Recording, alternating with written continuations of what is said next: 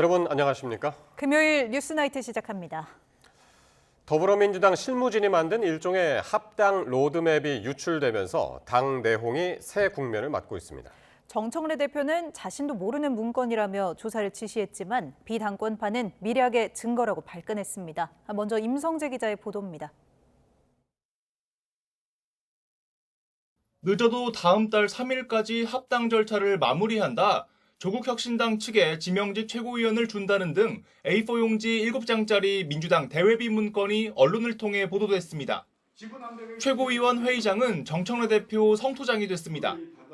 비당권파 3인방은 역시 결론을 정해놓은 답정너 합당이었느냐, 당원이 거수기냐 수위 높은 비판을 쏟아냈습니다.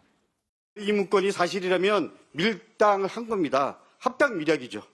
전적으로 대표가 책임져야 된다고 생각합니다.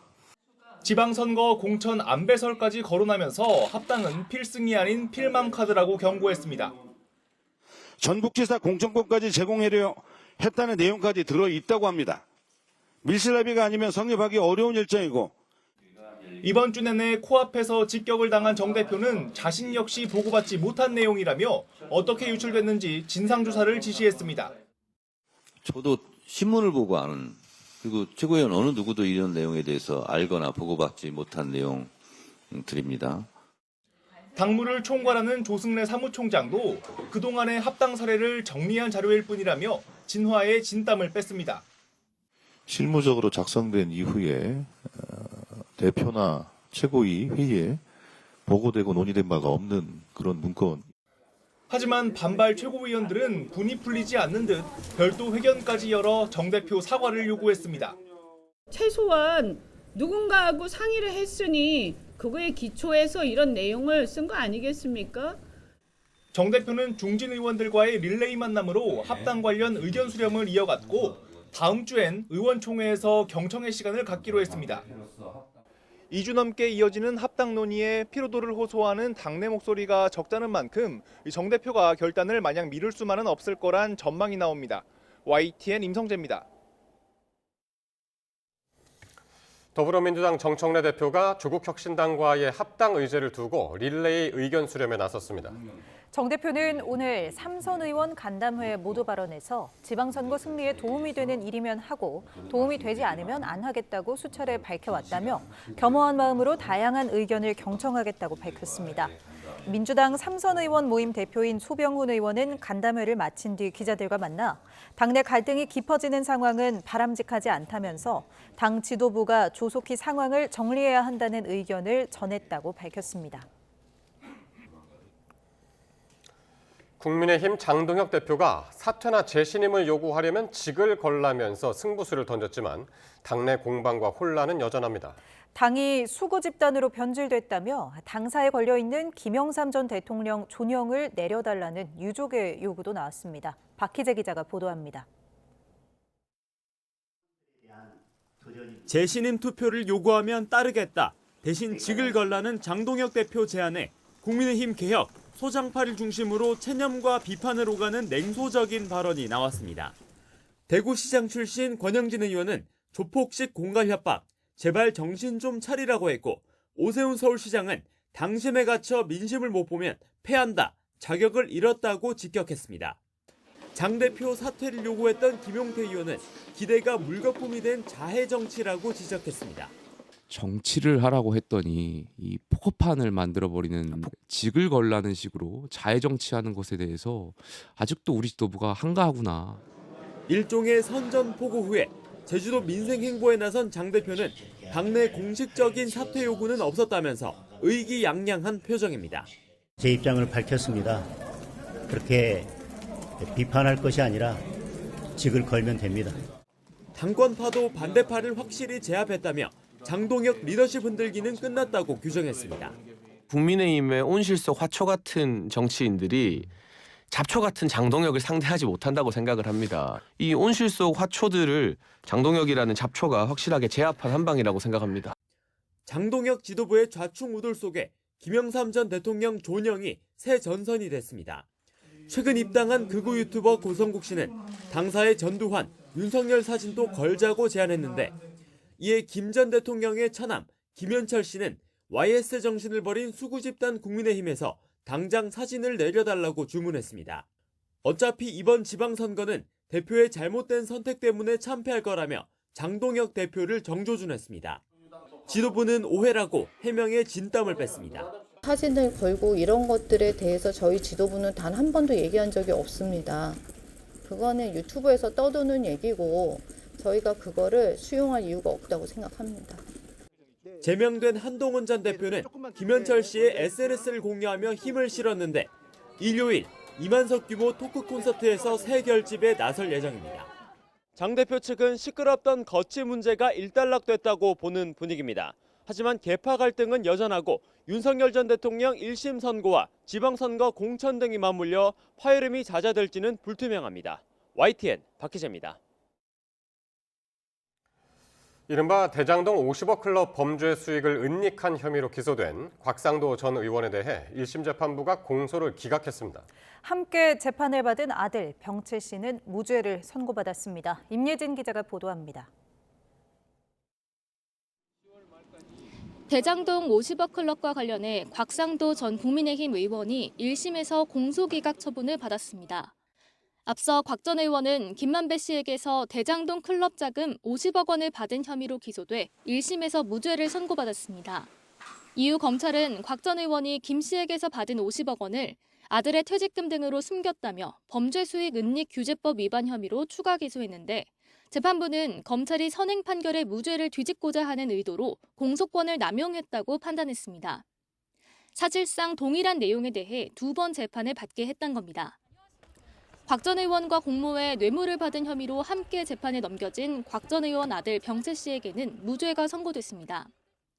곽 전 의원이 김만배 씨로부터 알선이나 청탁 대가로 50억 원을 받기로 약속했다고 보기 어렵고 여기에 병채 씨가 가담했다고 볼 증거도 없다고 봤습니다. 김만배 씨 역시 범죄 수익 은닉 혐의에 대해선 공소 기각을 선고받았습니다.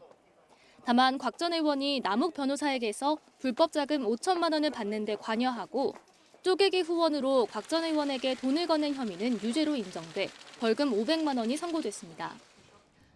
공소기각 판결을 받아든 곽 전 의원은 1차 수사로 기소돼 오늘에 이르기까지 5년이라는 세월이 흘렀다며 토로했습니다. 지금 5년이라는 세월이 지금 흘러갔습니다. 제가 잃어버린 명예랑 모든 것들을 어떤 식으로 제가 보상을 받아야 될지 정말 답답합니다. 추가 기소 재판으로 잠정 중단됐던 곽 전 의원의 뇌물 혐의 항소심 재판은 조만간 재개될 거로 전망됩니다. YTN 임혜진입니다. 윤석열 전 대통령의 내란 우두머리 사건 재판장인 지기현 부장판사가 오는 19일 내란 사건 1심 선고를 마치고 서울중앙지법을 떠날 전망입니다. 지 부장판사는 법관 정기 인사에 따라 서울 북부지법으로 이동하게 됐습니다. 유서현 기자가 보도합니다.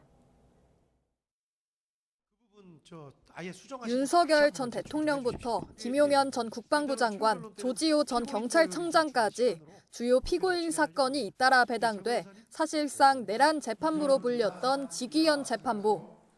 지기현 부장판사가 내란 사건 1심 선고를 마치고 서울중앙지법을 떠나게 됩니다.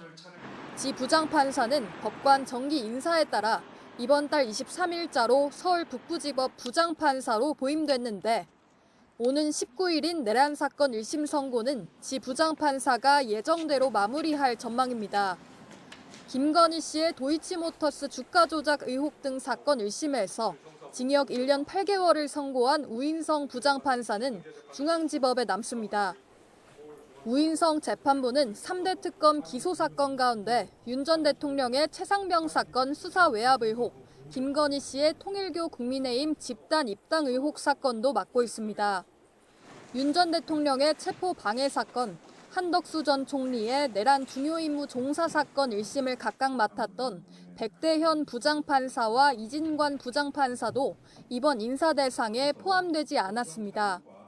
문재인 전 대통령의 뇌물 혐의 사건 재판장인 이현복 부장판사는 오는 23일 명예퇴직합니다. 이현복 부장판사는 김 여사의 매관매직 의혹 사건, 윤 전 대통령의 허위사실 공표 혐의 사건도 심리해 왔습니다. 대법원은 이번 인사에서 지방법원 부장판사로 132명의 법관을 신규 보임했는데 이 가운데 여성 법관은 약 46%인 60명, 새로 보임된 지원장 22명 가운데 여성 법관은 약 23%인 5명입니다. 대법원은 이와 함께 재판 지원 AI 도입 등 사법부 주요 과제를 위해 법원행정처 기획조정심의관을 1명 증원하고 사법인공지능 심의관 자리도 신설했습니다. YTN 유서연입니다. 코스피가 외국인의 매도세로 장 초반 5% 이상 폭락하면서 올해 들어서 두 번째로 매도 사이드카가 발동됐습니다. 외국인은 이달 들어서 반도체 투톱, 삼성전자와 SK하이닉스를 집중적으로 매도하고 있는데 개인들은 이 물량을 다 받아내고 있습니다. 류환홍 기자입니다. 외국인의 3조 원 던지기에 5%나 폭락했던 코스피가 5천선을 지켜낸 채 마감했습니다. 장 초반엔 하락세가 가팔라지자 오전 9시 8분쯤 올해 두 번째 매도 사이드카가 발동됐습니다. 코스피 변동성 지수는 코로나19 이후 최고치로 치솟았고 원달러 환율은 보름 만에 1,470원대로 올랐습니다. 하지만 개인의 2조 원 순매수로 코스피 낙폭은 줄었고 프리마켓 개장 직후 하한가로 직행했던 삼성전자는 0.4%로 6% 급락했던 SK하이닉스도 0.3%로 낙폭을 줄인 채 마감했습니다. AI 회의론에 뉴욕 증시에서 기술주에 이어 우량주마저 하락하고 금과 은, 비트코인 가격이 급락하면서 불안감을 느낀 외국인들은 그동안 많이 오른 종목 위주로 차익 실현에 나섰습니다. 하지만 개인 투자자들은 또다시 펼쳐진 급락장에서 삼성전자를 5천억 원, SK하이닉스를 6천억 원 집중 순매수하는 대담함을 발휘했습니다.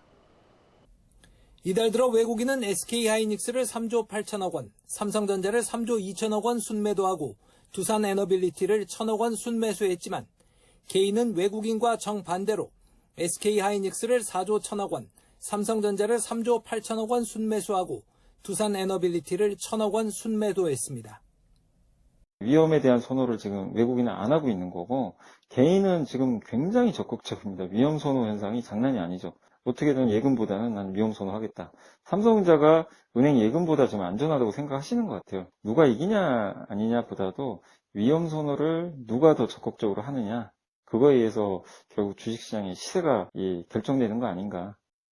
증권사들이 올해와 내년 실적 전망을 근거로 반도체 투톱 목표가를 계속 높이면서 정부의 증시 부양책을 믿고 은행에서 증시로 건너온 자금의 안전한 선택지로 두 곳이 부각된 점 또한 부인할 수 없는 사실입니다.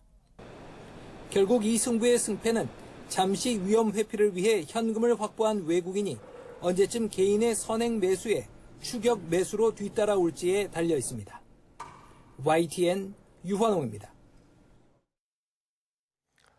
조현 외교부 장관은 미 국무장관으로부터 대미 투자가 늦어지는 데 대한 미국 측의 부정적인 기류를 전달받았다고 밝혔습니다. 조 장관은 우리 정부가 투자를 일부러 늦추고 있는 건 사실이 아니라며 이행 의지가 확고하다는 점을 설명했습니다. 워싱턴에서 신윤정 특파원이 보도합니다. 도널드 트럼프 미 대통령의 관세 인상 경고 속에 미국을 찾은 조현 외교부 장관은 미 행정부 내 우려의 목소리를 직접 전달받았습니다. 방미 첫날 열린 회담에서 마코 루비오 미 국무장관이 통상 합의 이행과 관련해 내부 분위기가 좋지 않다는 상황을 공유했다고 전했습니다. 이에 조 장관은 한국 정부가 대미 투자 특별법안 처리 등 대미 투자를 일부러 미루고 있는 게 아니라 설명했다고 밝혔습니다. 통상 합의 이행 의지가 확고하며 일부러 법안 처리의 속도를 늦추거나 그런 행위를 하는 그런 것은 전혀 사실이 아니라는 점을 설명하고 조 장관은 합의 이행 속도에 차이가 있을 수 있는 만큼 통상 문제로 안보 등 다른 분야 협력이 저해돼선 안 된다는 점을 강조했습니다. 조 장관과 핵심 광물 장관급 회의를 계기로 만난 제이미슨 그리어 미 무역대표는 비관세 장벽과 관련한 사안에서도 진전된 입장을 요구했습니다. 한미 무역 합의에서 온라인 플랫폼 규제 등을 통해 미국 기업이 차별을 받지 않도록 합의한 것에 대한 조치를 요구한 것으로 보입니다.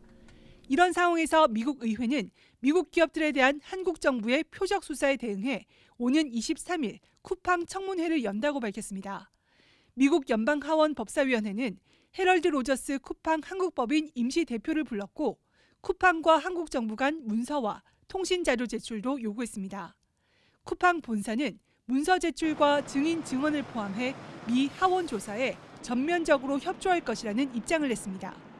정부 고위 관계자는 조 장관과 루비오 장관 회담에서도 쿠팡을 암시하는 듯한 언급이 있었다며 쿠팡의 로비로 청문회가 열리는 것으로 안다고 전했습니다. 미 정부의 관세 인상 압박과 동시에 미 의회가 한국 정부의 쿠팡 규제에 대한 본격적인 조사에 나서면서 한미 통상 관계가 더 악화할 수 있다는 우려가 나오고 있습니다. 워싱턴에서 YTN 신윤정입니다. 캐롤라인 레빗 미국 백악관 대변인은 트럼프 대통령이 예고한 한국에 대한 관세 인상의 구체적인 적용 시점을 파악하고 있지 않다고 밝혔습니다. 레빗 대변인은 현지 시간 5일 백악관 브리핑에서 한국에 대한 관세 재인상 시점에 대한 질문에 나는 관세 인상에 대한 시간표를 갖고 있지 않다며 백악관의 무역팀이 신속한 답변을 제공하겠다고 말했습니다. 관세 인상 철회 등 결론을 도출하지 못한 가운데 우리 정부는 미국 유관 부처들이 트럼프 대통령이 언급한 대한국 관세 인상에 대한 관보 게재 문제를 협의 중인 것으로 파악하고 있습니다. 헤럴드 로저스 쿠팡 한국법인 임시대표가 일주일 만에 두 번째로 경찰에 출석했습니다. 경찰은 로저스 대표를 상대로 지난해 국회 청문회에서 위증한 혐의에 대해 조사하고 있습니다. 윤태인 기자가 보도합니다. 헤럴드 로저스 쿠팡 한국법인 임시대표가 경찰의 첫 소환조사 일주일 만에 다시 경찰에 출석했습니다. 로저스 대표는 지난번과 마찬가지로 조사에 적극 협조하겠다는 입장을 밝힌 뒤 조사실로 향했습니다. Coupang will continue to fully cooperate with all government investigations. We will also faithfully and thoroughly cooperate with the police investigation today. 위증 혐의 인정하십니까? 국정원이 조사 지시 안 했다는데 관련 입장 여전하실까요? 로저스 대표는 이번에는 지난해 12월 국회 쿠팡 청문회에서 거짓으로 증언한 혐의로 경찰에 나왔습니다. 당시 로저스 대표는 쿠팡이 개인정보 유출 사태와 관련해 피의자를 접촉하고 노트북을 회수하는 등 자체 조사를 진행한 건 한국 정부기관의 지시에 따른 거였다고 말했습니다. 그걸 조사하라라고 하는 지시를 한 분이 누굽니까? 본인입니까? 정부 기관이 저에게 지시를 주었고 전 지시를 따랐습니다. 하지만 조사를 지시한 정부기관으로 지목된 국가정보원은 쿠팡에 어떠한 지시와 명령을 한 사실이 없고 그럴 위치에 있지도 않다고 반박했습니다. 경찰은 로저스 대표를 상대로 국회 청문회 발언의 사실관계와 근거 등을 파악할 방침입니다. 로저스 대표는 지난달 30일에는 처음으로 경찰에 출석해 쿠팡의 자체 조사 과정에서 증거를 인멸했다는 의혹과 관련해 조사를 받았습니다. 경찰은 물류센터 노동자 고 장덕준 씨 산업재해 은폐 의혹과 관련해서도 절차와 규정에 따라 로저스 대표에 대한 소환 조사를 추진한다는 계획입니다. YTN 윤태인입니다. 이재명 대통령이 경남권을 방문해 지방 주도 성장의 포문을 열겠다고 밝혔습니다. 수도권으로 모든 것이 몰리며 서울 집값이 폭등하고 있다며 균형 성장을 새로운 성장 전략으로 삼아야 한다고 강조했습니다. 홍민기 기자입니다. 경북 김천과 경남 거제를 잇는 남부내륙 철도 착공식에 참석한 이재명 대통령. 자원과 기회를 수도권에 집중하는 이른바 몰빵 전략은 이제 한계를 맞았다며 부동산 문제를 다시 거론했습니다. 서울로 모든 것이 모여서 서울은 집값이 폭등하고 사람이 살 수 없는 지경으로 변하고 지방은 사람들이 사라져서 소멸하는. 철도 개발로 인한 모든 결실은 지역 주민들이 누리게 될 거라며 이번 착공식을 계기로 지방주도 성장의 포문을 열겠다고 강조했습니다. 지방주도 성장의 새로운 문을 열어젖히는 역사적인 날로 기억될 것입니다. 그렇지 않겠습니까, 여러분? 이 대통령은 이어 경남에서 열린 지역 주민 간담회에서도 수도권 집중과 집값 문제를 거듭 언급했습니다. 부동산 정책을 추진하는 과정에서 저항도 적지 않다면서도 집 한 평에 3억 원씩 하는 게 말이 되느냐고 꼬집었습니다. 이를 정치를 통해 해결해야 한다면서 진보 정부의 험지로 꼽히는 영남권 정치 성향을 염두에 둔 듯한 발언도 남겼습니다. 부모 죽여도 노란색이 좋아. 내 인생 망쳐도 노란색 좋아. 노란색 구하기 쉽거든요. 정부는 2031년까지 남부내륙철도 완공과 함께 고속도로 추가 개통으로 부산, 울산, 경남을 1시간 생활권으로 묶겠다고 약속했습니다. 인공지능 공장, 우주 데이터 센터 설립 등 지역 일자리 확충 방안도 제시했습니다. YTN 홍익입니다. 이재명 대통령은 정부 주가 조작 합동 대응단이 선행 매매 의혹을 받는 일부 언론사 기자들을 수사하는 걸 두고 주가 조작은 패가 망신이라고 강조했습니다. 이 대통령은 오늘 SNS에 합동 대응단이 어제 한국경제신문을 압수수색했다는 내용의 기사를 공유하며 이같이 짧게 적었습니다. 합동 대응단은 한국경제신문 일부 기자가 특정 종목을 산 뒤 호재성 기사를 써서 주가를 띄우고 되파는 선행 매매로 수십억 원의 부당이득을 봤다는 의혹을 수사하고 있습니다. 사제 총기로 아들을 살해한 혐의로 재판에 넘겨진 60대 조모 씨가 1심에서 무기징역형을 선고받았습니다. 재판부는 남겨진 피해자들이 일상생활이 어려울 정도로 충격을 받았는데도 조 씨가 혐의를 부인하는 등 반성하지 않고 있다고 지적했습니다. 정영수 기자의 보도입니다. 중년 남성이 캐리어와 큰 가방을 들고 집을 나설 채비를 하더니 불안한 듯 뭔가를 분주히 확인합니다. 아파트 주차장에서는 가방을 차량 트렁크에 싣는 모습도 보입니다. 사제 총기로 아들을 살해한 혐의를 받는 60대 조모 씨입니다. 조 씨는 지난해 7월 자신의 생일을 맞아 인천 송도 아들 집으로 모인 가족들 앞에서 범행을 저질렀습니다. 지난 2023년 말부터 전처와 아들이 경제적 지원을 끊자 두 사람이 자신을 고립시킨다는 망상에 빠져 복수를 결심한 것으로 조사됐습니다. 1년 전부터 총기를 제작하거나 서울에 있는 자신의 집에 사제 폭발물을 설치해 증거를 없애려는 등 범행을 치밀하게 계획한 정황도 확인됐습니다. 첫 재판 이후 5달 만에 열린 1심 선고 공판에서 법원은 조 씨의 모든 혐의를 유죄로 인정하고 무기징역을 선고했습니다. 재판부는 조 씨가 아들을 살해하고 며느리와 손자 등을 살해하려고 했을 뿐 아니라 자신의 아파트에 점화 장치를 설치해 대형 화재를 일으킬 수 있었다며 죄질이 무겁다 지적했습니다. 조 씨는 그동안 며느리, 손자까지 살해할 의도는 없었다며 살인 미수 혐의는 부인해왔지만 재판부는 조 씨가 아들을 살해한 뒤 재장전된 총을 들고 다른 가족들에게 다가갔고 이들이 도망치자 방문을 열려하는 등 살해 의도가 분명하다고 판단했습니다. 그러면서 피해자들이 일상생활이 어려울 정도로 큰 충격을 받았는데도 조 씨가 이들에게 저지른 범죄를 부인하며 반성하지 않고 있다고 질타했는데 연녹색 수의를 입고 법정에 나온 조 씨는 선고 내내 시종일관 담담한 모습이었습니다. 조 씨에게 사형을 구형한 검찰은 판결문을 분석한 뒤 항소 여부를 검토할 전망입니다. YTN 정영수입니다.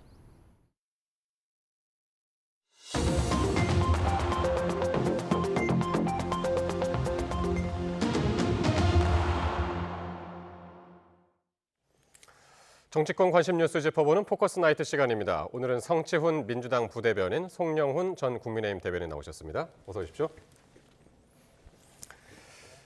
자, 더불어민주당 사무처 실무진이 작성한 것으로 알려진 이른바 합당 문건을 두고 지금 당내에서 논란이 거셉니다. 먼저 성치훈 부대변인님, 예, 이거 문건 내용이 구체적으로 어떤 게 담겨 있었습니까? 일단 조국혁신당과 합당을 하게 될 때 어떻게 추진할 것인가에 대한 구체적 내용이 담긴 문건인데요. 그러니까 A4용지 7장이 될 정도로 내용이 좀 많습니다. 일단 일정에 대한 내용들이 있고요. 언제까지 어떤 절차를 밟아서 그래서 2월 말에서 3월 초 정도에 합당을 완료한다라는 내용이 일단 들어가 있고요. 그리고 조국혁신당과의 합당 방식, 그러니까 합당 방식에는 신설합당과 흡수합당이 있지 않습니까? 민주당 같은 경우에는 2014년에는 그 당시 그 안철수 대표가 이끄는 새정치연합과 신설합당을 했던 바가 있거든요. 그때는 이제 공동대표 체제를 했었습니다. 김한길 대표랑 안철수 대표. 그리고 2021년에 열린민주당과 합당할 때는 흡수합당이었습니다. 그렇기 때문에 열린민주당의 지명직 최고위원을 배분해 줌으로써 흡수합당을 했었는데 여기에 그 흡수합당과 관련된 내용이 들어가 있습니다. 조국혁신당의 지명직 최고위원을 배분함으로써 합당을 한다라고 담겨 있고 또 세부적으로는 이런 것도 있습니다. 있습니다. 그러니까 흡수합당을 하게 되기 때문에 민주당의 당원 강령을 좀 기준으로 아마 지방선거가 치러지게 될 텐데 거기에 탈당했던 사람들, 예를 들어 조국혁신당으로 갔던 사람들은 원래 그 공천에서 점수에 마이너스를 받게 되어 있거든요. 이런 것들을 마이너스를 주지 않고 조정한다. 이런 내용까지 담겨 있어요. 그러니까 만약에 합당을 하게 될 경우 아주 구체적인 시나리오가 다 담겨 있는 건데 다만 이 내용에 대해서는 저는 사무처 차원에서는 준비를 할 수밖에 없는 것이다라고 생각합니다. 당대표가 제안을 했고 지금 최고위원 안에서 지금 논쟁이 아주 격해지고 있긴 합니다만 사무처 입장에서는 만약에 이것이 합의가 돼서 추진이 됐을 경우 어떤 시나리오를 밟아야 되는지에 대해서는 사무처 차원의 준비가 분명 필요하기 때문에 이건 사무처의 잘못이라기보다는 저는 결국 지도부에서 합의가 안 되고 있고 좀 논쟁이 격화되고 있는 거기에 문제가 있는 것이지 문서 자체 작성에 대해서는 저는 문제가 있다고 보지는 않습니다. 그러니까 굉장히 구체적인 시기하고 방식, 또 이제 지명직 최고위원 배분까지 그런 문제까지 이제 다 구체적으로 담겼지만 사무처로서는 할 수 있는 작성이었다. 이제 그렇게 보시는 거고요. 문건의 내용이 민감할 수는 있겠습니다만 지금 눈여겨봐야 될 것은 문건의 내용 자체보다도 이 문건에 대한 민주당 내부의 반응이겠죠. 그러니까 바람이 불어서 나뭇가지가 흔들리면 그 나뭇가지를 볼 것이 아니라 바람이 어디서 불어오는지를 봐야 됩니다. 우리가 정당 간에 합당을 하는데 당 지도부가 합당을 추진하면 사무처로서는 실무적으로 일정을 짜보고 세부적인 방안을 검토하는 건 당연한 일이에요. 그걸 정당에 몸담고 있는 사람들이 모르지 않습니다. 그런데 지금 민주당에서 이 합당에 반대하는 최고위원들은 이 문건을 명분으로 또 합당에 대한 완강한 반대를 표명하고 있는 것 아니겠습니까? 그러한 반대가 이른바 친명계를 위주로 이루어지고 있다는 것. 결국 그 이면에는 정청래 대표에게 이 합당이 연임 도전에 유리하게 작용하는 것이고 그러한 연임이 성공하는 것만은 좌시하지 않겠다라고 하는 의도가 있는 것이 역력하게 읽힙니다. 그런데 다른 한편으로 이 합당을 강고하게 추진하고 있는 쪽에서도 왜 이것이 민주당 전체 이 시점에 하는 것이 이익이 되느냐 여기에 대해서는 정확하게 말하지 못하고 어쨌든 지방선거 전에 해야 된다라는 것만 강변하고 있는 실정 아니겠습니까? 그렇기 때문에 민주당에서 이 합당을 둘러싼 내용에는 세 가지가 없다고 보여집니다. 첫째, 국민의 삶이 없고 두 번째, 당원의 의사가 온데간데 없고 세 번째로 정치적인 진솔함이 없다. 저는 이렇게 평가합니다. 어쨌든 이게 당권을 가지고 이루어지고 있는 이슈다. 지금 이렇게 말씀하시는 것 같은데요. 그런데 오늘 바로 이 합당 대외부 문건을 두고요. 오늘 아침에 있었던 민주당 최고위원회가 발칵 뒤집혔습니다. 한번 관련 발언들 들어보시겠습니다. 이번 합당 제안이 처음부터 결론을 정해놓은 답정너 합당이었다라는 정황이 드러났습니다. 최고위를 피칭한 데 이어 이제는 당원 투표마저 거수기로 만들려 했던 것 아닙니까? 대표께서는 몰랐다고 하십니다만 진짜 대표께서 몰랐는지 이 작성 시점이 언제였는지 이것과 관련해서 조국 대표와 논의가 있었는지 지분 안배가 있었는지 밝게 됩니다. 정식 회의에 보고되지도 않고 또 논의되지도 않고 실행되지도 않았던 이런 실무자의 작성 문건이 유출되는 일종의 사고가 있었습니다. 이 부분에 대해서는 사무총장께서 누가 그랬는지 엄정하게 조사해 주시고 어쨌든 이 이른바 합당 문건이 오늘 아침 일간지에 한번 실려서 아침 이 최고위원 회의가 이 논란으로 상당히 이제 목소리가 커졌었는데 일단 지금 합당 미략설이라는 게 나왔습니다. 국무위원하고 한 의원하고 나눴던 텔레그램 메시지 거기서 이제 미략이라는 얘기가 나왔었는데 그 미략설이 확인이 됐다. 지금 이렇게 얘기하고 있네요. 비당권파에서는. 그러니까 미략설까지 보기는 어렵겠습니다만 그만큼 지금 합당을 둘러싼 논의가 사실 신뢰가 붕괴된 상태에서 이루어지고 있다라고 볼 수 있을 것 같아요. 왜냐하면 미략이라 보기는 어려운 이유는 조국혁신당은 저희 당에서 뭔가 흡수합당식의 뉘앙스를 띠자 그거에 대해서 상당히 불쾌감을 표했었거든요. 조국혁신당의 DNA를 지키겠다라는 식의 발언이 나오는 등 뭔가 흡수합당 자체에 대한 반발이 있었기 때문에 만약에 미략이 있었고 합당 방식에 대한 이미 합의가 있었다면 그 문건에 흡수합당에 대한 내용이 구체적으로 담기진 않았을 거라고 봅니다. 다만 제가 아까 말씀드린 것처럼 이미 논의 자체가 신뢰를 잃은 채 진행이 되고 있습니다. 왜냐하면 정청래 대표가 반발을 하고 있는 최고위원들도 따로 식사도 하고 뭐 점심 저녁 가릴 것 없이 식사를 많이 하고 계신 걸로 알고 있는데요. 그렇고 또 초선 의원들도 만나고 중진 의원들도 다 만나고 있습니다만 그러면서도 그들의 의견을 들으면서 계속해서 결국 당원에게 물을 것이다. 결국 아무리 그렇게 반대를 해도 나는 당원에게 물을 것이다. 결국 강행하겠다라는 지금 의지를 표명하고 있기 때문에 그러니까 지금 지금 반대를 표하는 사람들 입장에서는 우리의 얘기를 들어주는 척만 했고 사실상 뒤에서는 이 시나리오를 준비하고 있었던 건 아니냐. 신뢰가 붕괴됐기 때문에 미락설까지 뭔가 발전을 하면서 의심을 할 수밖에 없는 상황이기 때문에 사실상 이 문제를 해결하기 위해서는 정청래 대표께서 지금 내가 강행하지 않겠다라는 의지 표명만 해주시면 됩니다. 예. 이거에 대해서 뭐 원문 공개라든지 이런 거 다 볼 필요도 없습니다. 사실 지금 이렇게 최고위원이 반발을 많이 하고 있으니 제가 강행 안 하겠습니다만 한다면은 이 문건에 대해서 그렇게 크게 문제 삼을 건 저는 아니라고 보고 있습니다. 예. 강행하지 않겠다라는 얘기를 해야 된다라고 말씀하셨는데 오늘은 이렇게 얘기했습니다. 실무자 문건 유출 사고다. 그러니까 엄정하게 조사해라라는 이제 지시를 내렸는데, 그러니까 이 안에 담긴 문건 내용보다는 어떻게 작성됐는지보다는 그게 유출된 경위. 여기에 좀 더 무게를 싣고 있는 것 같아요. 그렇습니다. 상식적으로 생각해 볼 때 저 문건이라고 하는 것을 만들거나 보고받아 본 쪽에서 유출해서 언론에 나갔을 가능성은 거의 없다고 봐야 되겠죠. 그러면은 정청래 대표로서는 저 문건 유출이라고 하는 것이 결국 자신이 드라이브를 걸고 있는 합당 시도에 대해서 반대하는 정치행위다라고 평가할 겁니다. 그렇기 때문에 아마 엄정하게 조사하라라는 말을 한 것 같은데요. 이 지점에서 눈여겨볼 것은 정청래 대표가 조국 혁신당과의 합당을 되물리거나 유보할 가능성이 현실적으로 없다는 겁니다. 지금 이 합당 제안을 한 것이 지난 1월 22일이니까 오늘로써 벌써 보름 됐거든요. 예. 그리고 정청래 대표는 굉장히 목적지향적인 모습을 최근에 보여주고 있습니다. 1인 1표제가 한 번 중앙위에서 부결됐는데 결국 다시 상정해서 가결시켰잖아요. 그 배경에는 지난번 전당대회 때 박찬대 후보에게 대의원 투표에서만큼은 6.2%를 패배했던 그 예. 부분이 있습니다. 그렇기 때문에 앞으로 연임 도전하는 과정에서 발생할 수 있는 리스크를 제거하겠다는 거거든요. 마찬가지로 이 합당도 자신의 연임을 위한 사전 포석이라는 점으로 보면은 역시나 물릴 가능성이 없다. 그리고 그러한 의지를 문건 유출에 대해서도 엄정하게 조사하라라고 하는 것으로 표출한 것으로 보이는데, 결국 이런 태도를 고수한다면은 민주당 내부에서 이 합당과 관련된 내용은 다음 주, 다다음 주까지도 계속 가라앉지 않고 저희 나이트 포커스에서 아이템으로 다루게 될 것 같다. 이런 말씀을 드립니다. 알겠습니다. 그 얘기를 이제 계속 할 텐데 녹취를 하나 듣고 오겠습니다. 이 조국 혁신당하고 이제 합당 제안 이후에 당내 갈등이 이렇게 격화하자 정청래 대표는 일단 이 경청 모드에 들어간 모습인데요. 오늘은 3선 의원들을 만났습니다. 한번 직접 목소리 들어보겠습니다. 나라의 주인이 국민이듯 당의 주인은 당원입니다. 이 합당 문제는 전당원 토론과 전당원 투표 등 지켜야 되는 당헌 당규가 있습니다. 이번 합당 논의 역시 그 연장선상에서 우리 당이 마치 블랙홀에 빠지는 것처럼 모든 일들이 합당 얘기에 좀 그냥 빠져들고 있습니다. 대표님과 그 최고위원님들께서 결자해지의 자세를 가져줬으면 좋겠다. 그리고 어쩌면 여기에 빠져들었다가는 호미로 막을 걸 가래로도 막지 못할 사태도 걱정하지 않을 수 없다. 네. 앞서 성춘 부대변인께서 이제 강행하지 않겠다는 얘기만 하면은 이제 깔끔하게 이게 정리될 거다라고 하셨는데, 일단 정청래 대표는 당의 주인은 당원이다. 합당 결정권은 대표에게 없다라고 얘기를 하면서 전당원 투표를 하겠다라는 의지를 지금 보인 것 같습니다. 근데 이 전당원 투표를 하더라도 그러면 기준을 뭘로 할 것인가가 좀 결정이 되어야 된다고 보고요.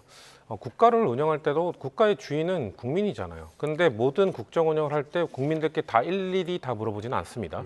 물론 가장 중요한 헌법을 바꿀 때 개헌을 할 때는 최종 그 진행 절차는 국민 투표이긴 합니다만 사실상 그 이전에 국민들에 의해서 선출된 국회에서 그리고 아니면 대통령이 뭔가 발의를 하고 국회에서 논의를 해서 개헌선을 통과시켜야 3분의 2 이상의 찬성이 있어야 뭔가 그거에 대해서 최종 주인인 국민들이 국민 투표를 하시는 겁니다. 전 당 운영도 크게 다를 건 없다고 생각합니다.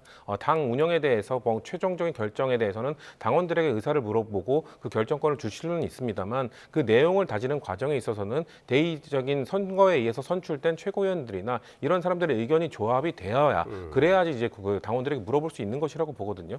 그렇기 때문에 정청래 대표께서 지금 최고위원들 반대하는 분들이 합당에 무조건 반대하는 게 아닙니다. 지금 합당의 근본적인 취지나 이런 거에 대해서는 모두가 찬성하고 있습니다. 다만 지방선거 이전에 하는 것이 과연 괜찮겠느냐라는 이 이 문제점을 지적하고 있는 것이거든요. 지방선거 이전에 굳이 하는 것이 이재명 정부에 좋은가, 한국 정치에 좋은가, 민주당에 좋은가 이런 걸로 봤을 때 지방선거 이후에 하자는 주장들을 하고 있는 것이기 때문에 자 그러면 합당을 하겠습니까? 라고 당원투표를 물어본다고 해서 그것이 이렇게 지방선거 이전에 빠르게 강행해야 될 명분이 된다고 보지는 않거든요. 그렇기 때문에 그런 차원에서 조금 더 당원투표를 하더라도 국민들 아니 그 다른 최고위원들의 이야기를 조금 더 들으시고 시기를 결정하는 게 좀 필요하다고 생각합니다.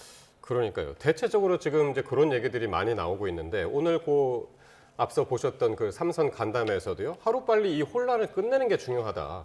모든 이슈들을 마치 블랙홀처럼 빨아들이고 있다. 조금 전에 들으신 그 삼선 의원 모임의 대표죠. 소병훈 의원도 지도부에 결자 해지를 당부했단 말이에요. 그렇게 되지 않을 것으로 보이는 구조적인 요인들이 있어요. 제가 몇 차례 방송에서 말씀드린 적이 있지만 지금 민주당이나 국민의힘이나 양당에서 벌어지고 있는 상황을 해설할 수 있는 공통적인 키워드는 이재명 모델입니다. 그러니까 정청래 대표도 과거에 1987년 체제에서 우리 정당사에서 없었던 이재명 대표의 연임과 그에 뒤이은 집권이라고 하는 것을 모델로 삼아서 본인도 당대표직을 연임하고 당을 장악해서 대권까지 가겠다라고 하는 로드맵을 가지고 있는 것으로 보여요. 그래서 이재명 대표가 연임을 하고 당을 자신의 것으로 만들 때 뭐 당원을 어떻게 고치고 또 전당원 투표가 어떻게 이용되었고 이런 것들도 충실하게 그 과정을 밟아 나가고 있는 겁니다. 그렇기 때문에 여기에서 이른바 결자 해지를 해서 저 합당 논의를 되물리거나 뭐 취소할 가능성은 없다고 보는 겁니다. 그리고 이 합당이라고 하는 것은 결국은 하나의 예고편에 불과한 것이지 앞으로 민주당의 당권을 다음 전당대회에서 누가 가져갈 것인가라고 하는 문제는 본질적으로 현직 대통령의 의중과 거리가 먼 당대표가 차기 총선 공천권을 가지도록 허락할 것이냐, 용인할 것이냐의 문제와 직결되기 때문에 2라운드, 3라운드, 4라운드가 계속 남아있다고 보여집니다. 그러니까 합당이 되더라도 그 이후에 내부의 복잡한 정치적 이해관계를 공천이라고 하는 과정을 통해서 어떻게 조정해 나갈 것인가. 여기에서 내용이 또 한 번 불거질 가능성이 있고 또 다음 전당대회에서는 대통령의 의중이 실렸다고 하는 후보와 정청래 대표 간의 사생결단이 되는 그런 전당대회 양상이 벌어질 수 있고 만약에 정청래 대표가 연임에 성공한다면 그 이후에 여권의 지형이 예상하지 못한 방향으로 격변할 수도 있다라는 예상을 해봅니다. 그러니까 일단 앞서서도 보셨습니다만 이 문건상 합당 로드맵 안에서는 늦어도 3월 초까지는 합당 마무리한다라고 계획표가 돼 있었잖아요. 그렇죠. 근데 지금 너무 반발이 크고 다음 주에 뭐 10일 날 의총이 예정돼 있다고 합니다만은 어떻게 진행될까요? 그러니까 저는 의총에서 막힐 가능성이 있다고 보는데요. 왜냐하면 그 시나리오에서 사무처에서는 실무적으로 현실적으로 이거를 마무리해야 되는 시기를 2월 말 3월 초도 사실 늦습니다. 왜냐면은 이미 양당, 조국혁신당과 민주당이 공천 관련 절차를 시작을 해버리면 합당하기가 매우 곤란해지거든요. 그렇기 때문에 어떻게든 빨리 하려고 하고 있는 것인데 이 정도로 격한 반대 목소리가 나온 상황에서 다음 주에 의총을 한다. 의총에서 결론을 내기 힘들 거라고 보거든요. 그럼 결론이 나지 않은 상황에서 이거 시나리오대로 그대로 강행을 한다? 이건 또 큰 문제가 될 겁니다. 그렇기 때문에 저는 이 정도 반발이 나왔으면 정청래 대표께서 물론 지금 조국혁신당에 이미 제안을 해놨기 때문에 매우 참 민망한 입장입니다. 저쪽에는 이미 우리 합당할 테니까 제안을 해볼 테니까 그쪽에서도 의견 수렴을 해주십시오라고 해놨는데 저쪽에서는 아니 우리 의견 수렴이 중요한 게 아니라 그쪽이 지금 합당 제안한 걸 지금 물릴 수도 있는 상황 아니냐 이렇게 돼버린 것이기 때문에 지금 정청래 대표는 조국혁신당이 조금 더 민망하지 않으려면 빨리 다음 주에 열릴 의총에서 의견을 하나로 모으든 아니면 그들의 반대 목소리를 잠재울 정도의 중재안을 내놓든 결국 결자 해지해야 됩니다. 처음 제안을 하신 당대표께서 이걸 어떻게 해결할지 고민을 하셔야 되는 그런 시기가 왔다고 생각합니다. 어쨌든 의총은 다음 주 화요일인데 아까 송영훈 대변인께서도 다음 주에도 이 이슈 가지고 분명히 얘기할 거라고 했는데 한번 다음 주 지켜봐야 될 것 같습니다. 자, 국민의힘으로 넘어갑니다. 국민의힘 장동혁 대표가 오늘까지 이 사퇴나 재신임 투표 요구가 나오면 당대표직은 물론 의원직까지 걸겠다라고 했습니다. 그런데 이제 당대표가 제시한 시한이 이제 오늘까지인데 실제로 재신임이라든가 사퇴 공개적으로 요구한 사람은 없었죠. 아니 그렇게 직을 걸라고 한다고 해서 정말로 직을 걸고 가볍게 재신임 투표를 요구하는 것 자체가 정치 도의에 맞지 않는 일입니다. 그렇기 때문에 그런 일을 하는 것은 상식에 반해서 요구하는 사람이 없었다고 생각합니다. 사실 어제 그 장동혁 대표가 기자간담회에서 재신임 투표를 요구한 조건과 방식은 여러 가지 미사 여구와 조건들을 해체해놓고 보면 한마디로 요약했을 때 다 걸고 한판 붙자. 라는 것에 다름 아니거든요. 그런데 정치가 무슨 오징어 게임에서 하는 구슬치기 같은 겁니까? 다 국민들께서 임기를 부여해서 선택을 했는데 거기에 대해서 직을 걸고 무슨 올인하듯이 하자는 것 자체가 정치의 책임성에 맞지 않는 거예요. 그리고 더더군다나 국민의힘은 지금 국회 의석수가 107석입니다. 권성동 의원이 구속되어 있으니까 사실상 106석이라고 해도 과언이 아닌데 그러면 여기에서 또 일군의 국회의원들이 직을 걸고 그러면 재신임 한번 가려보자라고 했다가 그 직을 내려놔야 되는 상황이면 개헌 저지선이 무너질 것 아니겠습니까? 지금 국민의힘이 그런 일을 가볍게 해도 되는 상황이 아니지 않습니까? 그러니까 재심 투표라고 하는 것이 실행에 옮겨지지 않은 것입니다. 다만 그렇다고 해서 장동혁 대표에 대한 어떤 비판론이나 책임론이 그러면 영원히 수그러들 것이냐? 저는 그렇게 보지는 않습니다. 아마 뒤에서 자세히 말씀드리겠지만 지금 현재 당의 상황이 결코 녹록지 않기 때문에 재심 투표라고 하는 정치 행위가 이루어지지 않는다고 해서 장동혁 대표의 위기가 해결된 것은 아니다. 저는 그렇게 봅니다. 예. 네, 이런 상황에서 지금 지도부의 심리, 생각을 엿볼 수 있는 말이 오늘 나왔는데요. 장해찬 여의도연구원 부원장이 재신임 카드는 온실 속의 화초 같은 정치인들을 제압한 한 방이었다. 잡초 같은 장동혁 대표가 그 온실 속에 있는 것 같은 의원들을 한 방 날린 것이다. 이런 취지로 이야기를 했는데. 글쎄요, 전 동의하기 어려운 내용인데요. 그럼 온실 밖에서 큰 잡초들은 판돈 걸고 노름하는 걸 좋아하게 되나요? 그러니까 지금 이 판돈 자체를 의원직과 그 단체장직으로 제한한 것 자체, 전 이것도 매우 심각한 문제가 있다고 보거든요. 왜냐하면 의원과 그 단체장은 누가 뽑은 겁니까? 주권자들이 뽑아준 겁니다. 주권자들이 갖고 있는 소중한 권한을 대의민주주의 체제에서 선출된 사람들에게, 선거를 통해 선출된 사람들에게 부여한 겁니다. 자, 그렇게 주권자들이 소중하게 부여한 것을 본인들의 정치 노름에 지금 판돈으로 걸라고 하는 당대표가 제정신인 겁니까? 그런 것이 뭐 잡초처럼 자랐기 때문에 온실 속 화초들, 판돈도 못 거는 사람들을 제압했다라고 표현할 수 있는 겁니까? 저는 그 판돈을 걸지 않는 사람들은 온실 속 화초라서 그런 게 아니라 합리적인 화초라서 그런 거죠. 여기에 판돈을 국민들이 주신, 주권자가 주신 소중한 이 권한을 어떻게 거기에 판돈을 겁니까? 정상적인 노선 투쟁, 정상적인 당 안에서의 경쟁이라면 전당대회를 통해서 붙어야 되는 겁니다. 정말 장동혁 대표가 한동훈 전 대표나 친한계 세력들과 정말 그 정면 승부를 하고 싶었다면은 한동훈 전 대표를 징계할 것이 아니라 차기 전당대회 때 거기에서 표로서 붙었어야죠. 이렇게 판돈 걸고 붙을 게 아니라 거기서 전당대회에서 당원들에게 심판을 받는, 당원들에게 선택을 받는 경쟁을 펼쳤어야 되는데 그거를 하기 싫어서 지금 당에서 쫓아낸 거 아닙니까? 그런 상황에서 자, 이제 쫓아낼 사람 쫓아냈고 판돈 걸 사람 걸어봐. 안 거네. 역시 온실 속 화초네. 이런 식으로 비판하는 게 어떤 국민이 공감하겠습니까?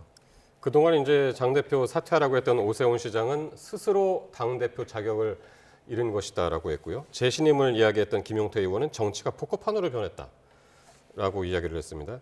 이게 앞으로 어떻게 될지 한 시기를 한번 찍고 보자면 2월 19일이라는 날짜가 있잖아요. 윤석열 전 대통령에 대한 내란 우두머리 1심 재판이 있는데 그 시점이 어떤 좀 변곡점이 될 수 있을지 어떻게 보시나요? 저는 그 시점이 중요한 변곡점이 되기 어려운 상황에 이미 접어들었다고 봅니다. 왜냐하면은 장동혁 대표가 그간 당대표가 된 이후의 메시지와 행보, 노선에서 일관되게 윤 어게인과의 절연 의지를 보여줬다면 그렇다면은 2월 19일 법원 판결 이후에 다시 한번 국민들께 고개를 숙이고 반성하고 사죄드리는 모습을 보였을 때 그걸 국민들께서 대단히 진정성이 있다고 평가를 해주실 가능성이 있습니다. 그런데 지금까지 그러지 않아 왔잖아요.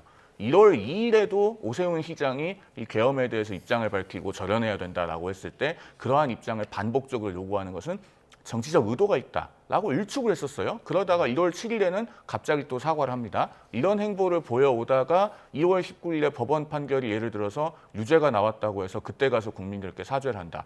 비자발적인 절연으로 보일 겁니다. 그렇게 해서는 민심을 하더라도 그렇죠. 그렇게 되면 민심이 회복되기가 매우 어려운 거예요. 지금 국민의힘에서 장동혁 대표에 대해서 책임론이나 사퇴 요구가 나오는 근본적인 이유는 국민적인 지지가 높지 않기 때문입니다. 사실 국민들로부터 많은 지지를 받으면 아무리 정치적인 경쟁 관계에 있거나 내가 비판하고 싶은 포인트가 있어도 그런 책임론이나 사퇴 이야기를 쉽게 꺼낼 수 없는 겁니다. 그러니까 이 장동혁 대표가 처해 있는 문제 A부터 Z까지는 결국 민심을 얼마나 얻고 있느냐에 있는 것인데 그 부분에 관해서 2월 19일 법원 판결이 변곡점이 되기는 어려운 것이다라는 말씀을 드리는 겁니다. 예.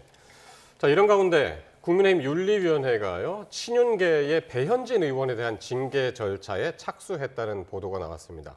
김종혁 전 최고위원의 관련 발언 한번 들어보시겠습니다. 한동훈 전 대표에 대한 제명이 잘못됐다는 것을 21명이 성명서를 냈다. 예. 그거를 지금 배현진 의원한테 책임을 묻는 거잖아요. 근데 그 배현진 의원이 쓴 것도 아니거든요. 지금 배현진 의원은요, 목표가 서울시당 위원장을 날리는 거예요. 날리는 거다.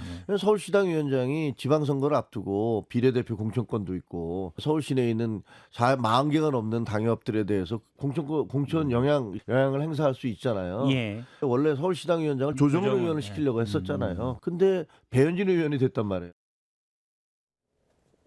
네.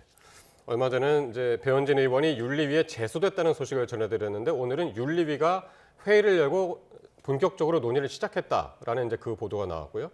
김종혁 전 최고는 지방선거를 앞두고 서울시당 위원장을 날리려고 하는 것이다 이렇게 이야기를 했는데 어떻게 들으셨습니까? 뭐 맞는 분석이라고 보고요. 윤리위가 이미 답을 정해놓은 게 아닌가라고 저는 생각을 하고요. 근데 이런 절차들이 지금 사실상 유튜버 고성국 씨가 말하는 대로 되고 있는 느낌이거든요.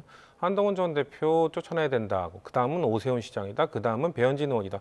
이거 다 유튜브에서 유튜버가 하던 얘기거든요. 이런 것들이 실제로 진행이 되고 있다. 근데 지금 저 말을 한 김종혁 전 최고도 이제 거의 탈당이 완성이 된 거잖아요. 네. 저분도 결국 당대표 제명이, 비판, 예. 그렇죠. 제명이 완성된 거잖아요. 당대표를 비판하다가 지금 결국 쫓겨나게 된 거고, 배현진 시당위원장 같은 경우는 그 당시에 당권파가 아닌 분과 결국 붙어가지고 선거를 통해서 된 분으로 알고 있습니다. 그런 분도 지금 당대표가 쫓아낸 사람에 대한 제명 반대 성명을 주도했다? 지금 주도한 것도 명확하게 아닌 걸로 알고 있는데 거기에 관련되어 있다는 이유로 시당위원장을 박탈하겠다? 전 이것도 과연 국민들께서 어떻게 보실까? 지금 국민의힘의 당 운영이 지금 당대표에게 조금 거슬리면 아니면 당대표가 한 행동에 대해서 조금이라도 이의를 제기하면 다 쫓아내는 아니면 그 갖고 있는 당직을 박탈해버리는 이 수순으로 가고 있거든요. 예. 이게 지금 북한과 뭐가 다릅니까? 본인들이 그렇게 북한을 비판하면서 북한과 닮아가고 있는 모습들을 보이고 있는지는 않은지 되돌아봐야 되는 시점이라고 저는 생각합니다. 그러니까 오늘 국민의힘 윤리위에서 배현진 국민의힘 서울시당 위원장을 지금 회의를 열고 이제 논의를 시작했다라고 이제 말씀드렸는데 오늘 마침 국민의힘 서울시당이 국민의힘 당사에 전두환 씨 사진을 걸자고 제안했던 고성국 씨에 대한 징계 심사에 착수했습니다. 시점이 묘하게 겹칩니다. 아마 뭐 배현진 서울시당 위원장에 대한 윤리위 회부를 의식해서 저런 일정을 잡았을 거라고 생각되지는 않고요. 이미 앞서 10명의 국회의원들이 고성국 씨에 대한 징계 진정을 하지 않았습니까? 거기에 대해서 이제 서울시당 윤리위가 절차에 착수를 한 것으로 보이고 실제로 지금 국민의힘 중앙당 윤리위원회가 내건 그 사유와 논리대로 하면은 고성국 씨도 징계 사유가 충분히 되죠. 왜냐하면은 말을 가지고 징계하는 선례를 남긴 것 아니겠습니까? 김종혁 전 최고위원에 대해서 당을 비판했다고 하더라도 애초에는 뭐 경고 정도 그렇게 불문을 하고 넘어가려고 했는데 그걸 탈당 권고라고 하는 매우 높은 수위의 징계를 해서 지금 이제 김종혁 전 최고위원은 당적을 잃는 것이 목전에 와 있습니다. 그러면은 자 고성국 씨는 지금 어떤 발언을 공공연하게 하고 있습니까? 윤석열 전 대통령의 사진을 국민의힘 당사에 걸어야 된다고 하는 노골적인 윤 어게인 주장을 하면서 거기에 전두환 씨의 사진도 걸자고 하잖아요. 그러면서 뭐 피를 거의 흘리지 않고 민주화를 했다. 이런 주장도 하고 그런 것은 결국은 지극히 반헌법적인 주장이라고밖에 볼 수 없습니다. 품위유지 의무 위반, 더 나아가서는 당에 크게 해를 미치는 해당 행위도 될 수 있는 거예요. 그러면 만약에 국민의힘 중앙당 윤리위원회가 이 서울시당 윤리위가 심의 중인 사안을 가져가서 징계를 하지 않고 기각을 한다. 그러면은 김종혁 전 최고위원에 대한 사례와는 정면으로 모순이 되는 것이고 결국 국민의힘 윤리위원회라고 하는 것이 앞서 성치훈 부대변인도 말씀하셨지만은 반대파를 제거하고 축출하고 숙청하기 위한 뭐 중국 공산당의 기율검사위원회처럼 운영되는 것이 아니냐라고 하는 비판으로부터 자유롭기가 어렵게 될 거라고 봅니다. 오늘 김영삼 전 대통령 아들이죠. 김현철 김영삼 대통령 기념재단 이사장이 김 대통령의 사진을 당장 내려달라. 지금 당사에 걸려있는데 내려달라 했습니다. 그러니까 당이 고성국 씨가 얘기했던 전두환 사진 걸어라라는 주문에 대해서 무응답으로 호응하고 있다. 이게 이유였는데 요거는 적절했다고 보십니까? 뭐 김현철 씨로서는 그런 얘기를 할 수밖에 없겠죠. 본인의 아버지가 정말 평생을 민주화를 위해 싸웠던 사람이고 1980년에 서울의 봄이 올 거라는 그 국민들의 희망을 짓밟았던 전두환, 그리고 내란 혐의로 결국 유죄 판결을 받았던 전두환 아닙니까? 그런 사람의 사진을 걸자는 이야기. 사진을 단순히 걸자고 한 게 아니라 6.29 민주화 선언에 공이 있다는 식으로 얘기를 했거든요. 역사를 아주 제대로 왜곡하고 있습니다. 6.25 민주화 선언은 60 항쟁을 일으켰던 온 국민들의 그 요구에 대해서 전두환이 무릎을 꿇었던, 결국 납득을 할 수밖에 없었던 사건입니다. 그거에 대해서 마치 전두환이라는 사람이 그거를 뭐 겸허하게 받아준 것처럼 치장하는 사람에 대해서 어떻게 징계를 안 내릴 수가 있죠? 저는 만약에 이 고성국 씨 말대로 아까 말씀드린 것처럼 고성국 씨 말대로 국민의힘이 지금 당 운영을 해왔거든요. 그렇게 된다면 그래서 전두환 씨 사진 걸면 이거 나중에 전한길 씨 같은 분은 윤석열 전 대통령 사진 걸자고 할걸요. 내란 범죄를 저지른 유죄를 판결을 받은 사람 사진을 걸었는데 그럼 윤석열 전 대통령 사진 못 걸 건 뭐가 있습니까? 그런 식의 정당 운영하자는 사람에 대해서 징계도 못 내리는 당. 그러니까 그 YS의 아들인 김현철 씨는 이건 치욕이다. 그러니까 아버님 사진 내려라고 할 수밖에 없는 상황이었다고 봅니다. 예. 한동훈 전 대표가 이제 제명이 됐고, 그리고 김종혁 전 최고위원이 사실상 제명이 됐고, 지금 이제 배현진 의원에 대해서 이제 징계 절차에 들어갔단 말이에요.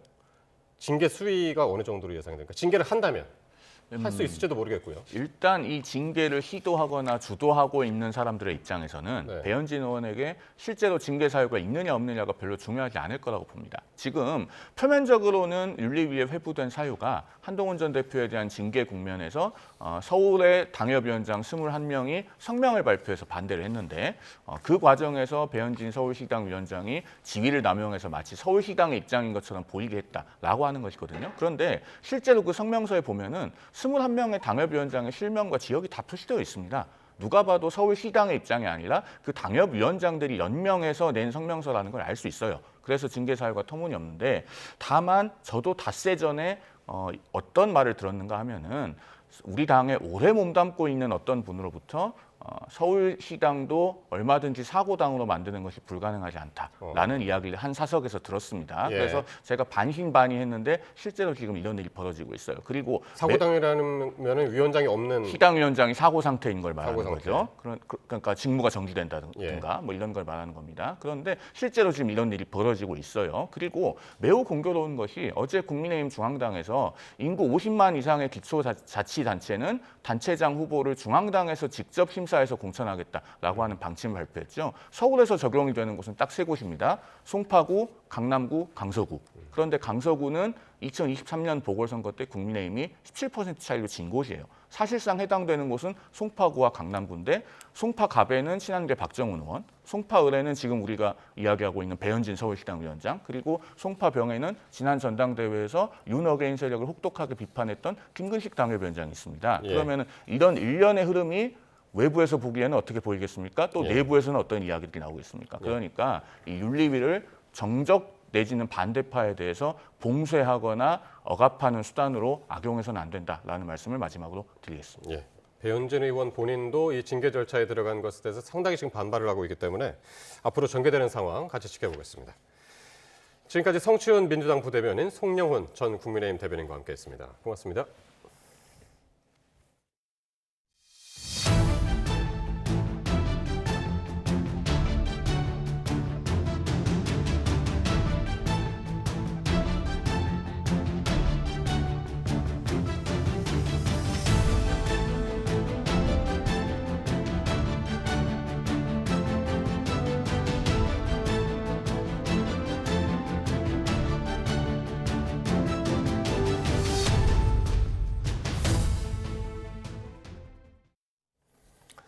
서울 중부 곳곳에 한파특보가 내려진 가운데 주말과 휴일 중부 내륙의 아침 체감 온도가 영하 20도 가까이 떨어집니다.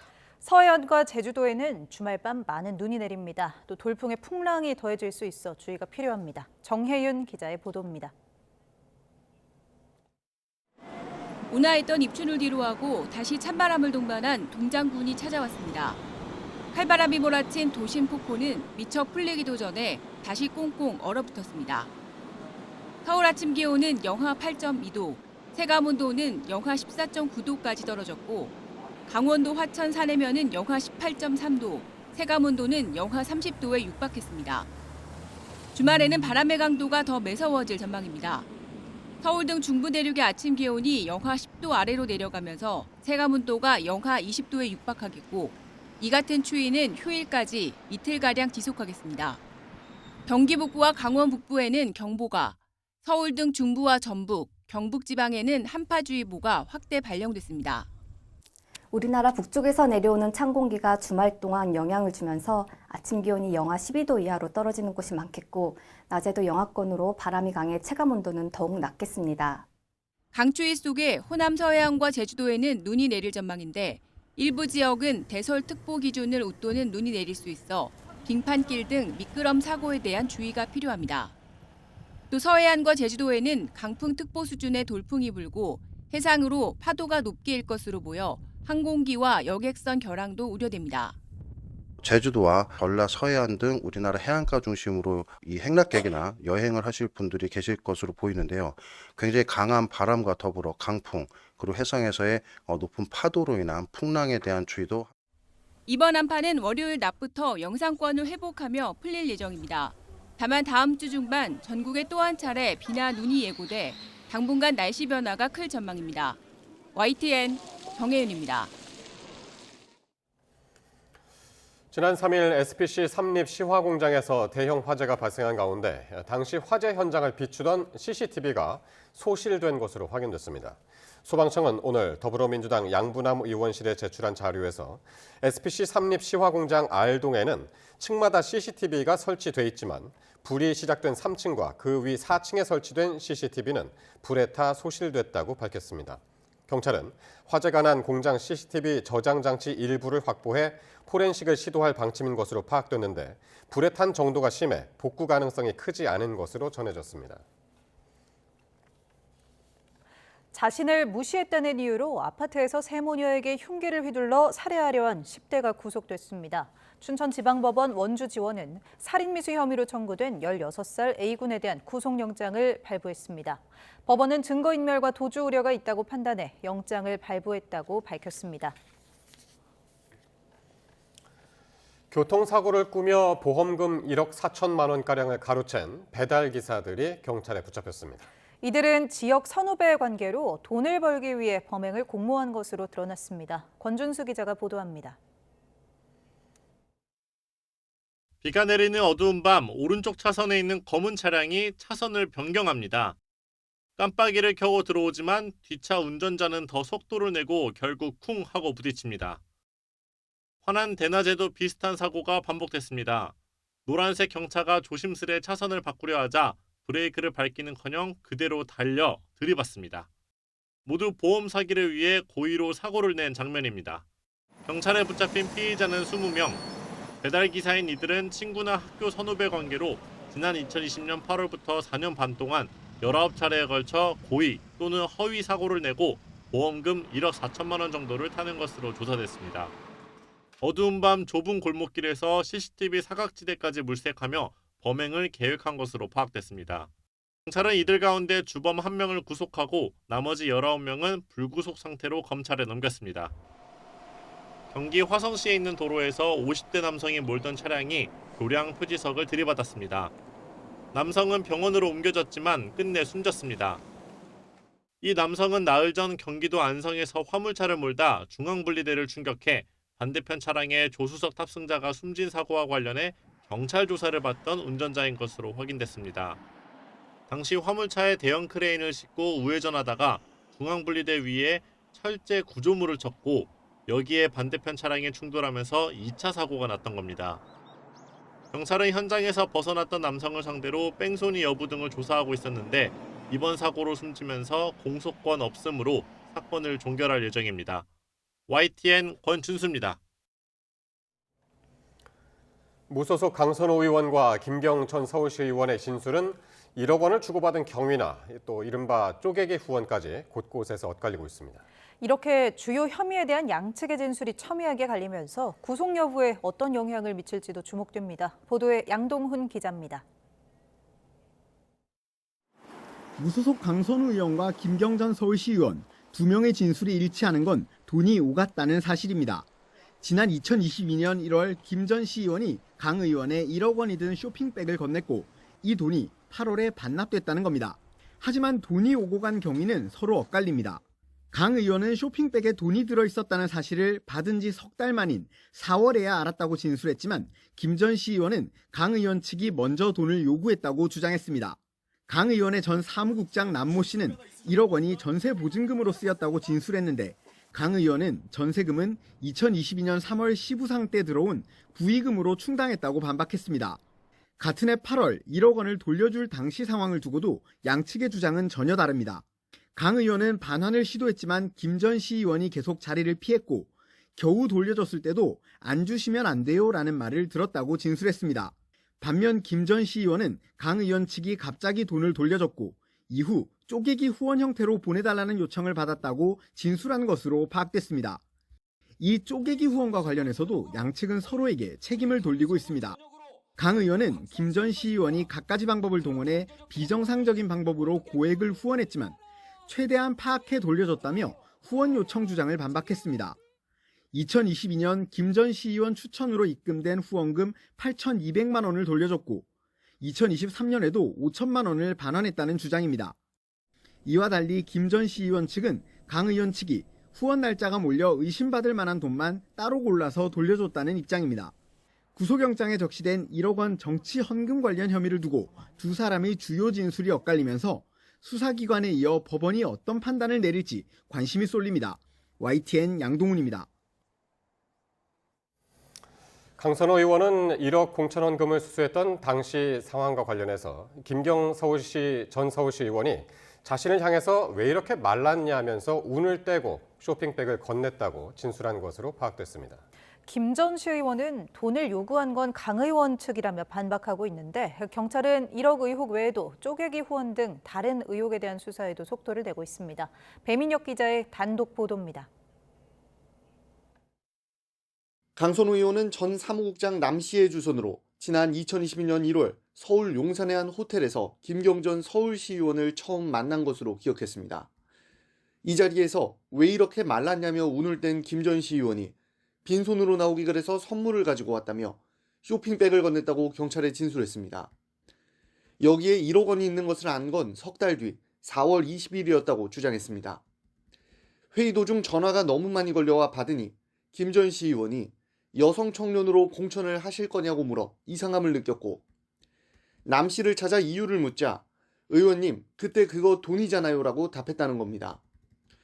또 지난 2022년 10월에는 8,200만 원이 이듬해에는 5천만 원이 김 전 시의원으로부터 쪼개기 후원 방식으로 입금된 걸 알고는 반환했다고 주장했습니다.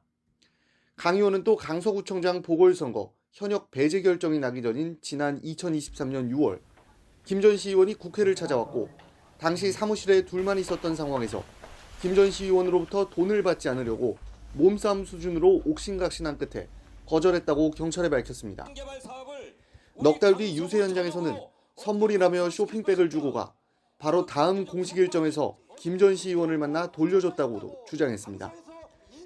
강 의원은 김 전 시의원이 이런 방식으로 5차례에 걸쳐 돈을 주고 가거나 주려고 했지만 반환하거나 애초에 받지 않았다는 입장입니다.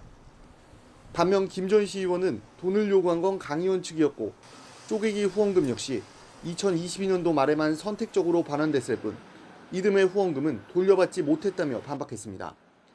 그러면서 쪼개기 후원 명단을 강 의원 측이 알고 있었다며 몰라서 반환을 안 한 게 아니라고 주장했습니다. 두 사람이 대립하는 가운데 경찰은 1억 공천원금 의혹 외에 쪼개기 후원 등 남은 의혹에 대한 수사에도 속도를 내고 있습니다. YTN 배민혁입니다. 경찰이 더불어민주당 출신 무소속 김병기 의원의 의혹과 관련해 오늘 오전 영등포구 국회 사무처를 압수수색했습니다. 경찰은 김 의원 사건과 관련된 인물의 국회 출입 기록을 확인하기 위해 압수수색 영장을 집행한 것으로 전해졌습니다. 경찰은 압수수색에서 확보한 증거물을 분석한 뒤 조만간 김 의원을 소환할 것으로 보입니다. 권창영 2차 종합특별검사는 12.3 비상계엄 관련 수사에 의지를 나타냈습니다. 초기 수사도 여기에 집중될 것으로 전망됩니다. 김영수 기자가 보도합니다. 3대 특검의 바통을 이어받은 권창영 특검은 최우선 과제로 내란 수사를 콕 집었습니다. 앞선 수사로 성과가 있었지만 국민 기대에는 미치지 못했다는 겁니다. 아직 내란이라든지 계엄에 가담한 행위 전반에 대해서 밝혀지지 못한 사실이 많기 때문에 이른바 2차 특검법에는 12.3 비상계엄과 외환 의혹, 방첩사 블랙리스트, 노상원 수첩, 계엄 버스 등이 수사 대상으로 담겼습니다. 권 특검은 내란 관련 사건이 국사범인 만큼 범위가 방대할 거라며 수사팀 규모도 그에 맞추겠다는 구상을 밝혔고 사건 특수성에 따라 군 법무관 출신을 투입하는 것도 고민하고 있다고 설명했습니다. 정치권의 재탕 특검 비판에는 새로운 기준에서 다시 수사하겠다고 강조했습니다. 제로 베이스에서 다시 검토할 겁니다. 그래서 다시 평가를 할 것이고 그렇기 때문에 재탕이라는 표현은 부적절합니다. 수사 전문성이 부족하다는 일각의 시선을 의식한 듯 권 특검은 판사 경력을 스스로 꺼내 형사사건 판결 건수까지 언급하기도 했습니다. 권 특검은 사무실을 물색하는 동시에 특검보 인선 작업에 들어갔는데 준비 작업이 어느 정도 마무리되면 기존 특검이나 경찰 국수본을 방문해 사건 파악에 나설 전망입니다. YTN 김영수입니다. 관봉권 띠지 분실 의혹을 수사하는 상설특별검사가 당시 검찰 지휘부를 처음으로 소환했습니다. 한 달 정도 수사 기간을 남겨두고 있는 특검이 별다른 문제가 없었다는 검찰 내부 감찰 결과를 뒤집을지 관심입니다. 이준혁 기자입니다. 상설특검이 신흥석 전 서울 남부지방검찰청 검사장을 참고인으로 소환했습니다. 이희동 전 차장검사도 증거인멸 교사와 직무유기 혐의 피의자 신분으로 불렀습니다. 신 전 검사장에 대해서는 수사기관의 고발 사건이 아직 이관되지 않아 참고인 신분이 적용됐다는 게 특검 설명입니다. 두 사람은 건진법사 전성배 씨 수사가 이뤄질 당시 보고를 받은 수뇌부로 소환 조사는 이번이 처음입니다. 관봉권 의혹은 전 씨 자택 압수수색에서 나온 5천만 원 상당 한국은행 관봉권의 띠지가 분실되면서 시작됐습니다. 띠지에는 집회검수 날짜와 부서, 담당자 등이 쓰여 있는데 중요 증거물이다 보니 대검찰청이 은폐 지시는 없다는 감찰 결과를 내놨는데도 잡음이 끊이지 않아 특검 계기가 됐습니다. 그동안 특검은 서울중앙지검과 남부지검 압수수색을 통해 관계자 PC나 메신저 기록 등을 확보해 분석해왔습니다. 지난 3일에는 분실 당시 압수계 소속이던 김정민, 남경민 수사관, 지난달엔 수사를 직접 맡았던 최재현 전 남부지검 검사도 피의자로 소환해 조사했습니다. 다음 달 5일 막을 내리는 특검이 문제가 없었다는 검찰 내부 감찰 결과를 뒤집게 될지 아니면 그대로 유지하게 될지 주목됩니다. YTN 이준엽입니다. 대장동 사건 항소 포기에 반발한 이후 법무부 인사를 통해 사실상 강등된 정유미 검사장이 낸 행정소송 1심 재판이 다음 달 시작됩니다. 서울행정법원은 다음 달 26일 오후 2시 50분 정 검사장이 정성호 법무부 장관을 상대로 낸 인사명령 처분 취소 소송의 첫 변론 기일을 진행합니다. 검찰청 폐지와 대장동 사건 항소 포기 등 주요 사안과 관련해 비판적인 목소리를 내온 정 검사장은 지난해 12월 인사를 통해 대전 고검검사로 전보되며 사실상 강등됐습니다.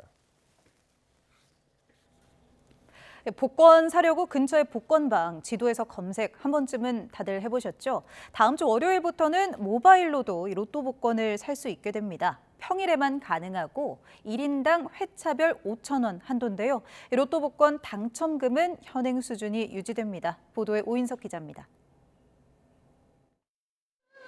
지난해 복권 판매액이 6조 원을 넘긴 로또 복권은 전체 복권 판매액에서 80%가 넘는 비중을 차지하는 가장 대중적인 복권입니다. 2002년 도입 이후 2018년 인터넷 판매가 허용됐지만 모바일 판매는 사행성 우려 등으로 금지됐습니다. 기획예산처 복권위원회는 젊은 층 등의 편의성을 높이기 위해 오는 9일부터 로또 복권의 모바일 판매를 시작한다고 밝혔습니다. 현재 로또는 복권 판매점을 직접 방문하거나 인터넷 PC로만 살 수 있는데 동행 복권 모바일 홈페이지를 통한 구매가 가능해집니다. 복권위원회는 로또 복권의 모바일 판매를 계기로 젊은 층을 포함한 전 세대가 복권의 나눔 문화를 공유하고 실명 등록에 기반한 건전 구매가 확대되도록 온라인 공간을 재구성할 예정입니다. 모바일 판매는 월요일 오전 6시부터 금요일 밤 12시까지 평일에만 가능합니다. 1인당 회차별 구매 한도는 모바일과 PC를 합쳐 5,000원입니다. 통상 로또 구매가 몰리는 토요일에는 현재처럼 판매점이나 PC로 구매하면 됩니다. 복권 판매점의 판매가 위축되지 않도록 전체 모바일과 PC 판매액은 전년도 로또 복권 판매액의 5% 이내로 제한됩니다. 모바일로 충전한 예치금으로 복권을 구매하고 당첨금 지급은 200만 원 이하는 추첨일 다음 날 예치금 계정으로 자동 지급됩니다. 200만 원 이상은 농협은행 전국 지점에서 지급됩니다. 복권위원회는 모바일 판매로 로또 복권 매출액이 연간 1,300억 원 정도 늘어날 것으로 예측했습니다. 늘어난 매출은 저소득층 주거 안정과 취약계층 복지 지원에 사용됩니다. 로또 복권 당첨금은 현행 수준이 유지됩니다. 복권위 관계자는 국민적 선호도가 중요한 만큼 영구 용역을 통해 의사를 물었더니 당첨금 규모를 유지하면 좋겠다는 응답이 다수였다고 밝혔습니다. YTN 오인성입니다. 여기저기 명절 선물 오가면서 이 설 명절 분위기 이제 제법 느껴지죠. 대통령도 각계각층에 이맘때면 명절 선물 보내는데요. 이게 희소성도 있고 기념품의 의미도 있다 보니 거래 매물로 나오는 경우도 적지 않습니다. 이재명 대통령의 설 선물도 예외는 아닌데요. 화면 함께 보시죠. 중고거래 플랫폼 당근마켓에 이 대통령의 설 선물 세트를 25만 원에 판다는 글이 올라왔습니다. 포장을 뜯지 않은 사진도 함께 올리며 미개봉이라는 점을 강조합니다. 다른 판매자들도 대체로 2, 30만 원대의 가격을 내걸었는데요. 많게는 50만 원까지 부르는 글도 있다고 합니다. 적지 않은 가격에도 일부 매물은 빠르게 예약 상태로 바뀌는 등 관심이 높은 편입니다. 대통령의 선물과 기념품을 얘기할 때 빼놓을 수 없는 게 바로 이 손목시계죠. 이재명 대통령 기념시계를 70만 원에 판다는 글이 눈에 띄는데요. 이외에도 수십만 원대의 판매가 어렵지 않게 찾을 수 있습니다. 전직 대통령들의 시계는 어떨까요? 1년 전 20만 원대에 거래됐던 윤석열 전 대통령의 시계는 최근 10만 원을 밑도는 가격으로 판매되고 있고요. 문재인 전 대통령의 시계는 대부분 10만 원 안팎에서 판매되고 있습니다. 박근혜 전 대통령의 시계는 10만 원 이하에서 거래가 완료된 경우가 많았습니다.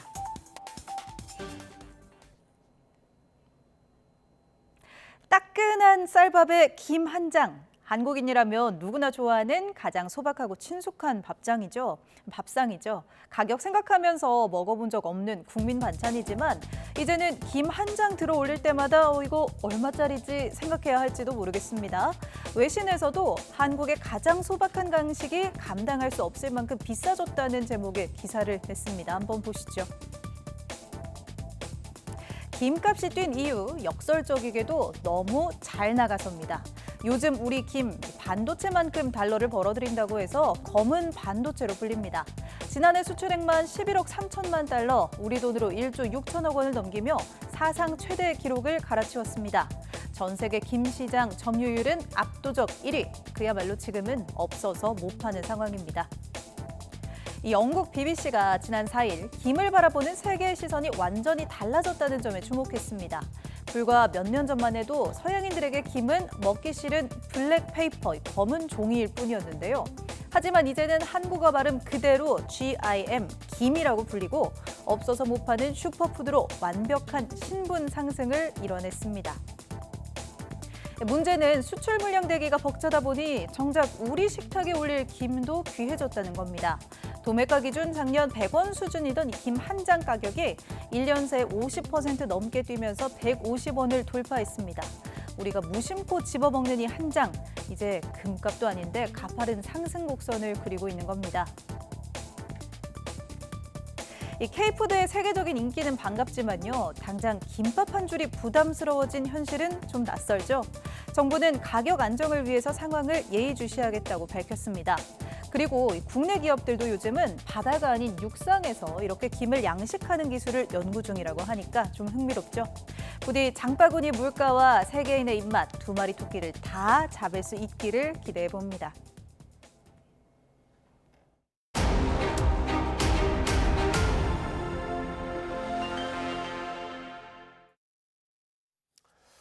코스피가 외국인의 매도세로 장 초반 5% 이상 폭락했다가 낙폭을 일부 만회하면서 5,089로 마감했습니다. 외국인이 매도한 물량을 개인들이 받아내는 상황이 반복되고 있습니다. 보도에 류한홍 기자입니다.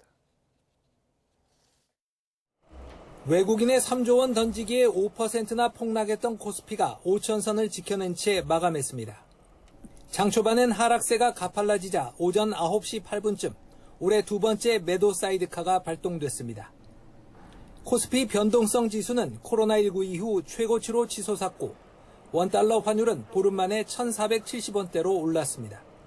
하지만 개인의 2조 원 순매수로 코스피 낙폭은 줄었고 프리마켓 개장 직후 하한가로 직행했던 삼성전자는 0.4%로 6% 급락했던 SK하이닉스도 0.3%로 낙폭을 줄인 채 마감했습니다. AI 회의론에 뉴욕 증시에서 기술주에 이어 우량주마저 하락하고 금과 은, 비트코인 가격이 급락하면서 불안감을 느낀 외국인들은 그동안 많이 오른 종목 위주로 차익 실현에 나섰습니다. 하지만 개인 투자자들은 또다시 펼쳐진 급락장에서 삼성전자를 5천억 원, SK하이닉스를 6천억 원 집중 순매수하는 대담함을 발휘했습니다. 이달 들어 외국인은 SK하이닉스를 3조 8천억 원, 삼성전자를 3조 2천억 원 순매도하고 두산에너빌리티를 1천억 원 순매수했지만 개인은 외국인과 정반대로 SK하이닉스를 4조 1천억 원, 삼성전자를 3조 8천억 원 순매수하고 두산에너빌리티를 1천억 원 순매도했습니다. 위험에 대한 선호를 지금 외국인은 안 하고 있는 거고 개인은 지금 굉장히 적극적입니다. 위험 선호 현상이 장난이 아니죠. 어떻게든 예금보다는 난 위험 선호하겠다. 삼성전자가 은행 예금보다 좀 안전하다고 생각하시는 것 같아요. 누가 이기냐 아니냐보다도 위험 선호를 누가 더 적극적으로 하느냐. 그거에 의해서 결국 주식시장의 시세가 결정되는 거 아닌가. 증권사들이 올해와 내년 실적 전망을 근거로 반도체 투톱 목표가를 계속 높이면서 정부의 증시 부양책을 믿고 은행에서 증시로 건너온 자금의 안전한 선택지로 두 곳이 부각된 점 또한 부인할 수 없는 사실입니다. 결국 이 승부의 승패는 잠시 위험 회피를 위해 현금을 확보한 외국인이 언제쯤 개인의 선행 매수에 추격 매수로 뒤따라올지에 달려 있습니다. YTN 유환홍입니다.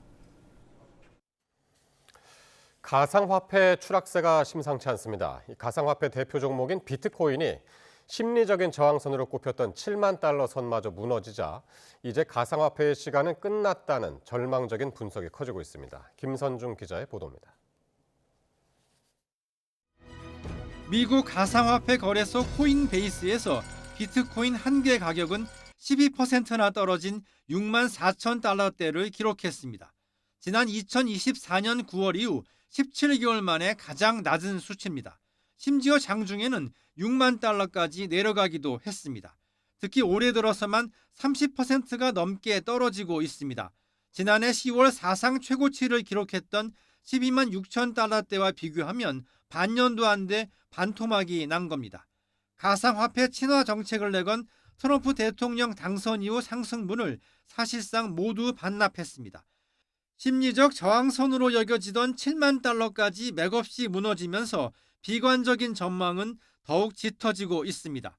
스콧 베선트 미국 재무장관이 가상화폐에 대한 구제 금융은 없을 것이라고 말한 게 치명적이었습니다. 해외 언론들은 가상화폐가 더 이상 금이나 미국 달러처럼 안전자산 역할을 하지 못하고 이제는 생존 가능성에 대한 의심만 커지고 있다고 지적했습니다. 여기다 일부 투기 자금이 스포츠 도박이나 정치 연예 이슈에 돈을 거는 이른바 예측 시장으로 빠져나가면서 이러다 2만 달러까지 떨어질 수 있다는 시각도 있습니다. 가상화폐 시총 2위 종목인 이더리움도 2,000달러 선이 무너졌고 가상화폐 관련 주식들도 줄줄이 급락했습니다. YTN 김선중입니다. 정부가 향후 부족한 의사 숫자를 추계하고 있는 가운데 다음 주 구체적인 의대 증원 규모를 결론 지을 것으로 보입니다. 보건복지부는 오늘 보건의료정책심의위원회를 열고 2027학년도 이후 의사인력 양성 규모를 논의했습니다. 오늘 회의에서는 의료 인력 공급 추계 일환이 합리적이라는 공감대가 형성됐는데 이에 따르면 2037년 기준 부족 의사 규모는 최소 4,262명에서 최대 4,800명으로 추산됩니다.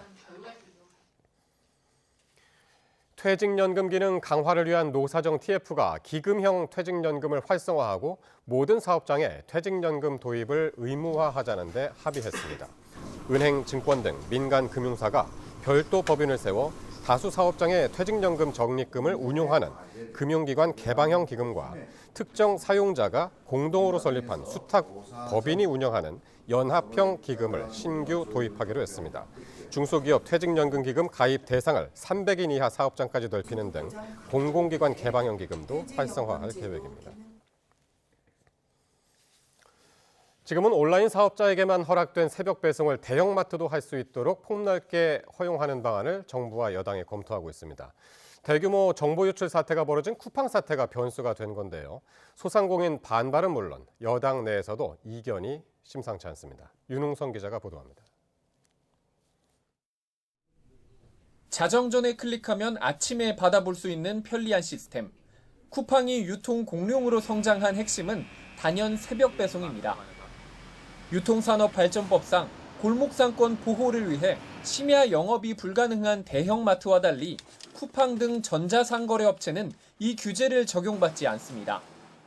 실제 쿠팡이 새벽 배송을 도입한 2018년 4조 원대였던 매출은 6년 만에 41조 원을 돌파하면서 9배 이상 늘었습니다. 규제가 쿠팡의 배만 불린 셈이 된 건데 당정청은 이런 문제의식 속에 대형마트도 온라인 배송을 제한 없이 허용하는 방안을 검토하고 있습니다. 규제 균형이 안 맞잖아요. 그래서 그 온오프라인 시장에 대한 상생 방안을 아마 조만간 마련하게 될 텐데.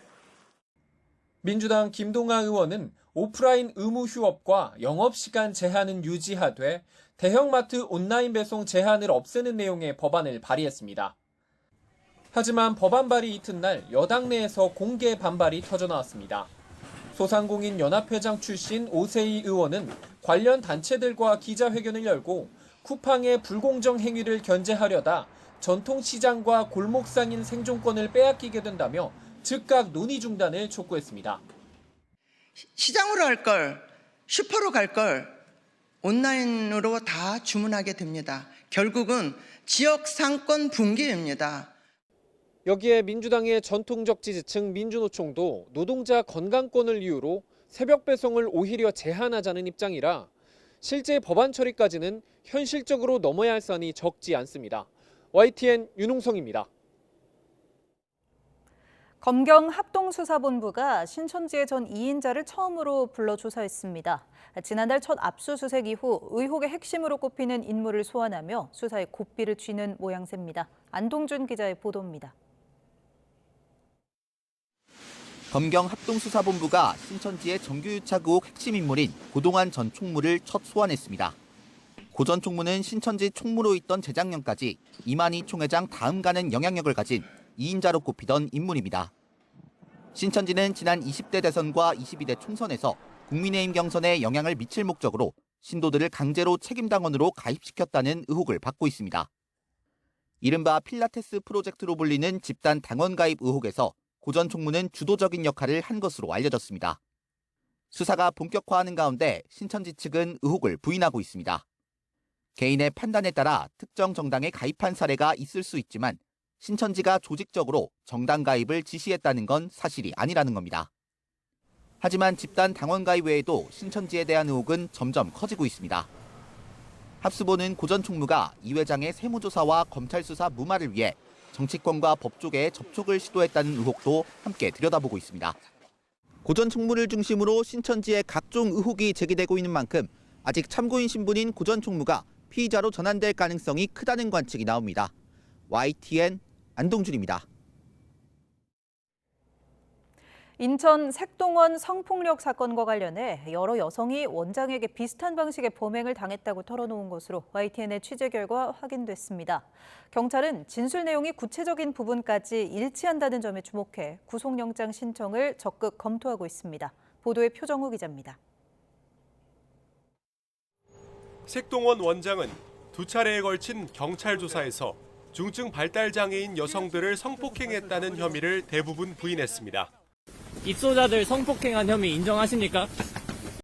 하지만 경찰은 피해 여성들의 진술이 범행 수법과 당시 상황까지 서로 비슷하다는 점에 주목하고 있습니다. 여러 피해자가 같은 방식의 범행을 공통적으로 설명한 겁니다. 의사소통이 어려운 피해자들은 몸짓으로 고통스러운 기억을 떠올렸는데 이마저도 유사했던 걸로 조사됐습니다. 경찰은 의사표현이 어려운 중증 발달장애인들의 설명이 공통된다는 점에서 진술의 신빙성이 높다고 보고 있습니다. 공통적으로 유사하게 얘기하는 게 사실은 드문데 최근까지 반복적으로 있었기 때문에 그렇게 진술할 수 있었지 않은 발달장애인의 기억에 각인되어 있는 거죠. 경찰은 색동원 CCTV와 근무 기록, 피해자들의 진술 등을 대조하며 혐의 입증에 속도를 내고 있습니다. 색동원 원장이 혐의를 부인하고 있는 가운데 경찰이 신병 확보에 나서게 될지 관심입니다. YTN 표정우입니다. 화물차에 대형 크레인을 싣고 가다 중앙분리대를 충격해 반대편 차선의 차량 탑승자가 숨진 사고와 관련해 조사를 받던 50대 남성이 다른 교통사고로 숨졌습니다. 오늘 새벽 1시 반쯤 경기 화성시 만세구에 있는 도로에서 50대 남성이 승합차를 몰다가 교량 표지석을 들이받고 숨졌습니다. 이 남성은 앞서 지난 2일 경기도 안성에서 대형 크레인을 실은 화물차를 몰다 중앙분리대 위 철제 구조물을 쳤는데 이 구조물에 반대편 차량이 충돌해 조수석 탑승자가 숨지면서 경찰 조사를 받았던 것으로 확인됐습니다. 지난주 서울의 공공자전거인 따릉이의 이용자 450만 계정의 개인정보 유출 정황이 발견됐다는 소식 전해드렸죠. 서울시의 내부조사 결과 운영 주체인 서울시설공단이 이미 1년 반 전 유출 사실을 알고도 이를 외부에 알리지 않았던 것으로 밝혀졌습니다. 양일혁 기자가 보도합니다. 지난 2024년 6월 28일에서 30일 사이 따릉이 앱을 대상으로 디도스 추정 사이버 공격이 발생했습니다. 대규모 트래픽으로 서비스를 마비시키는 공격에 실제 80분가량 앱이 먹통이 되기도 했습니다. 따릉이 운영 주체인 서울시설공단은 서울시와 유관기관에 장애가 발생했다고 신고했습니다. 그로부터 보름 뒤 따릉이 앱 서버를 관리하는 KT에서 개인정보 유출이 확인된다는 분석 보고서를 공단에 보냈습니다. 10페이지 분량의 보고서에는 아이디와 휴대전화 번호, 이메일, 생년월일 등 6개 항목이 유출됐다고 적혔습니다. 그런데 서울시 조사 결과 당시 공단이 서울시는 물론 관련 기관에도 이를 알리지 않았습니다. 개인정보보호법을 보면 개인정보 유출을 알게 된 기관은 72시간 안에 관련 사실을 신고 통지해야 합니다. 하지만 공단은 이런 사실을 1년 반이나 숨기고도 지난주에야 경찰에 관련 정황을 전달받았다고 밝혔습니다. 개인정보보호위원회 등에 신고하고 그다음에 시민 여러분께 당연히 알렸어야 되는데 당시 지금 그런 사실들을 저희가 이제 보고받지 못하는 바람에 그 책임 있는 초동 조치가 이루어지지 못했습니다. 내부 조사에서 이 같은 사실을 확인한 서울시는 즉각 경찰에 알리고 보고 누락 경위를 파악하기 위한 감사 검토에 들어갔습니다. 이에 대해 서울시설공단은 앞으로 경찰과 관련 기관 조사에 성실히 임하겠다고 전했습니다. YTN 양일혁입니다. 일제강점기 조세희 해저탄광 수몰 사고로 숨진 조선인 희생자 유골 발굴 작업이 이어지는 가운데 희생자의 두개골이 추가로 발견됐습니다. 여러 수중 악조건 속에도 지난해 8월에 이은 성과로 이후 수색에 더욱 탄력을 받을 것으로 보입니다. 야마구치 현 우베시에서 김세호 특파원의 보도입니다. 해외에서 온 잠수사들이 오전 10시를 넘겨 조세희 해저 탄광 사고 해역으로 향합니다. 5시간여가 지난 뒤 마침내 잠수사들이 희생자의 것으로 추정되는 두개골 한 점과 목뼈 등을 수습해 돌아왔습니다. 지난해 8월 희생자 유골 4점을 찾은 이후 두 번째 성과입니다. 앞이 거의 보이지 않는 수중 환경과 탄광 구조물 붕괴 위험 등의 악조건을 이겨내고 이룬 성과인 만큼 의미가 큽니다. いずれにせよそういうタスクというものはあるものの、やるべきことをやっていくことがこうやって遺骨の収容につながっているので、やれることを積み重ねていきたいと思います。 특히 지난 3일 수색에서 성과를 내지 못해 걱정이 컸던 희생자 유족들의 기쁨이 가장 큽니다. 그러고 추운데 참 환경이 열악하잖아요. 그만큼 열심히 해주신 데 대해서 유족의 대표로서 뭐라고 감사 인사를 드릴 수가 없습니다. 일본 시민단체 조세희 탄광 수몰 사고를 역사에 새기는 모임은 해저 탄광에서 4명의 희생자를 확인했다며 육안으로 파악한 유골은 300여 점인 것으로 추정된다고 설명하고 있습니다.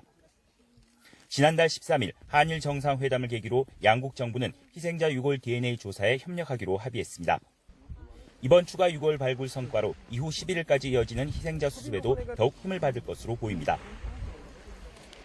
조세이 탄광 조선인 20 희생자들은 84년이 지난 지금도 차가운 바닷속에 갇혀 있지만 이들을 기억하고 역사에 새기려는 시민단체와 각계각층의 노력은 계속 이어지고 있습니다. 야마구치현 우베시에서 YTN 김세호입니다. 국가보훈부는 권오을 장관이 내일 일본 도쿄에서 열리는 28 독립선언 107주년 기념식에 참석한다고 밝혔습니다. 28 독립선언은 1919년 2월 8일 제1한인 유학생 600여 명이 도쿄 한복판에서 조국의 독립을 선포한 사건으로 3.1운동과 대한민국 임시정부 수립의 도화선이 됐습니다. 권 장관은 기념식 전후 도쿄에 있는 이봉창 의사 순국지 등을 참배하는 등 현지 독립운동 사적지를 잇따라 찾을 예정입니다. 앞서 방산 특사로 캐나다를 방문했던 강훈식 대통령 비서실장이 방한한 캐나다 국방조달 국무장관을 만났습니다. 강 실장은 오늘 SNS에 스티븐 퓨어 장관을 일주일여 만에 청와대 본관에서 다시 만났다고 밝혔습니다.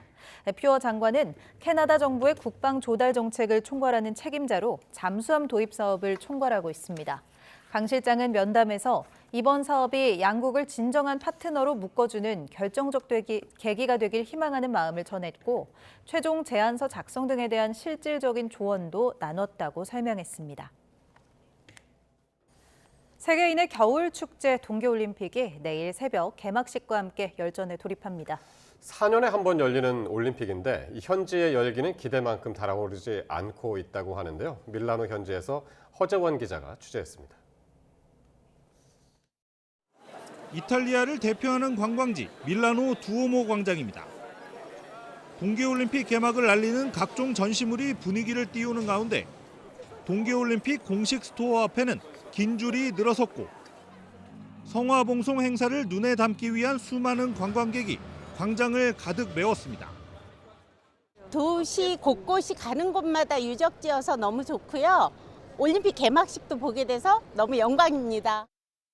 Sì, già da tanto tempo fa. No, penso che è molto bello e sono orgogliosa di Milano che speriamo che tutto andrà bene. Io aspetto molto di vedere hockey perché sarà la mia prima partita che vedo, quindi sono emozionato, la vorrei vedere molto. 하지만 밀라노 중심가를 벗어나면 올림픽 개막을 앞둔 도시라고는 믿어지지 않을 정도로 한가로운 분위기입니다. 기존 시설을 최대한 재활용하기 위해 약 400km나 떨어진 4개의 권역으로 나뉘어 대회가 열리기 때문에 관심이 집중되지 않고 있는 겁니다. 여기에 예선이 열린 컬링장이 정전돼 경기가 중단되고 개막 직전까지 일부 경기장 공사가 마무리되지 않는 등 운영의 미숙함도 곳곳에서 드러나고 있습니다. 하지만 대회 조직위원회는 막상 메달 레이스가 시작되면 올림픽 열기가 본격적으로 달아오를 것으로 기대하고 있습니다. 조금은 어수선하고 지나치게 조용한 분위기 속에도 우리 선수단은 톱10 재진입이라는 목표를 향해 묵묵히 구슬땀을 흘리고 있습니다. 이탈리아 밀라노에서 YTN 허재원입니다. 신진서 구단이 한중일 단체전 바둑대회인 농심배 세계바둑에서 21연승의 대기록을 세우면서 한국을 우승으로 이끌었습니다. 마지막 대국은 믿을 수 없는 대역전승이었습니다. 김동민 기자가 전합니다. 신진서 구단과 일본의 이치리키 료 구단의 농심배 최종국. 초반 상변 중앙 싸움에서 실수하면서 신진서 구단은 중반까지 계속 불리했습니다. 좀처럼 뒤집기 어려워 보이는 형세. 그러나 이치리키 료 구단이 초읽기에 몰려 선수인 줄 알고 둔 악수를 정확하게 응징하며 단숨에 형세를 뒤집었습니다. 중반, 종반까지도 계속 유리했는데 뭐 몇 수를 연달아 실수한 것도 아니고 그냥 한 수 실수하니까 이렇게 그냥 바로 승부가 또 역전이 됩니다. 10집 정도 불리했던 바둑이 한수 만에 10집 정도 유리한 바둑으로 바뀌었습니다. 이치리키 료 구단은 이후 몇 수를 더 두어봤지만 180수 만에 돌을 던졌습니다. 대한민국의 농심배 6회 연속 우승이 확정되는 순간입니다. 신진서 구단은 농심배에서 21연승을 거두며 전무후무한 대기록을 이어갔습니다. 신진서 구단은 이번 우승으로 이창호, 박정환 구단에 이어 누적 총 상금 100억 원을 돌파한 역대 세 번째 선수로 남게 됐습니다. YTN 김동훈입니다. WBC에 출전할 야구대표팀 명단이 확정됐습니다. 이정후와 김혜성에 더해 위트컴과 오브라이언 등 한국계 메이저리거 4명이 주축 선수로 합류했고 팀 전지훈련지에서 어깨를 다친 선발 문동주는 빠졌습니다. 이경재 기자입니다. 가장 눈에 띄는 건 한국계 메이저리거 4명입니다. 예상했던 대로 투수 오브라이언과 더닝, 내야수 위트컴과 외야수 존스가 어머니의 나라에서 태극마크를 달았습니다. 세인트루이스에서 평균 자책점 2.06을 찍은 오브라이언은 마무리 투수, 내야 전 포지션이 가능한 위트컴은 주전 유격수로 낙점받았습니다. 전체적으로 투수 15명과 야수 15명, 사이판 훈련 멤버 가운데 고우석은 살아남았고 김태견과 배찬승, 유영찬이 빠졌습니다. 소속팀 훈련 도중에 어깨 통증을 느낀 선발 후보 문동주도 제외됐습니다. 엄격한 투구수 제한으로 한 경기 2명 이상의 선발 요원이 필요한 점을 고려해 긴 이닝 소화가 가능한 선수에 더 초점을 맞췄습니다. 외야엔 주장으로 낙점한 이정후가 중심을 잡고 사이판 명단에선 박혜민이 남고 홍창기는 빠졌습니다. 내야에선 빅리거 김혜성과 부상에서 회복한 김도영에 신민재, 김주원도 승선에 성공했습니다. 가장 최상의 최적의 30명을 생각했을 때 여러 가지 변수가 있었던 건 사실입니다. 근데 그런 부분들을 저희가 대비도 했고 준비도 했습니다. 그래서 오늘의 어떤 그런 30명의 결과를 냈고요. 우리나라 야구는 1회 대회 3위, 2회 대회 준우승 이후 3연속 1라운드 탈락의 쓴맛을 봤습니다. 앞서 어느 대회보다 명예회복의 의지가 강한 대표팀은 이번 달 중순 오키나와 전지훈련을 거쳐 다음 달 5일부터 일본, 타이완, 호주, 체코를 상대로 2라운드 진출에 도전합니다. YTN 이경재입니다. 한국 야구대표팀이 다음 달 열리는 월드베이스볼 클래식에서 참가국 20개국 가운데 9위로 평가됐습니다. 미국 USA 투데이와 폭스 스포츠가 발표한 올해 WBC 파워 랭킹에서 한국을 모두 9위로 평가했습니다. 두 매체는 순서는 조금 다르지만 일본과 미국, 도미니카 공화국, 멕시코 등을 1위에서 8위 전력으로 예상했고 한국은 10위 안에 포함했습니다.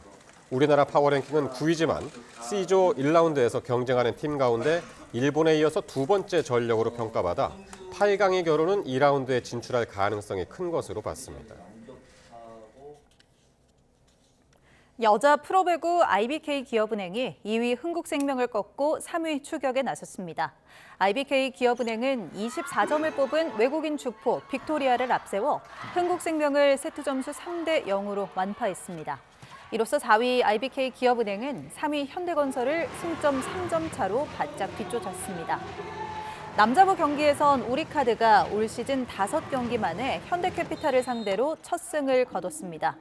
우리카드가 33점을 압착한 아라우조와 알리를 앞세워 현대캐피탈을 세트 점수 3대 0으로 가볍게 눌렀습니다.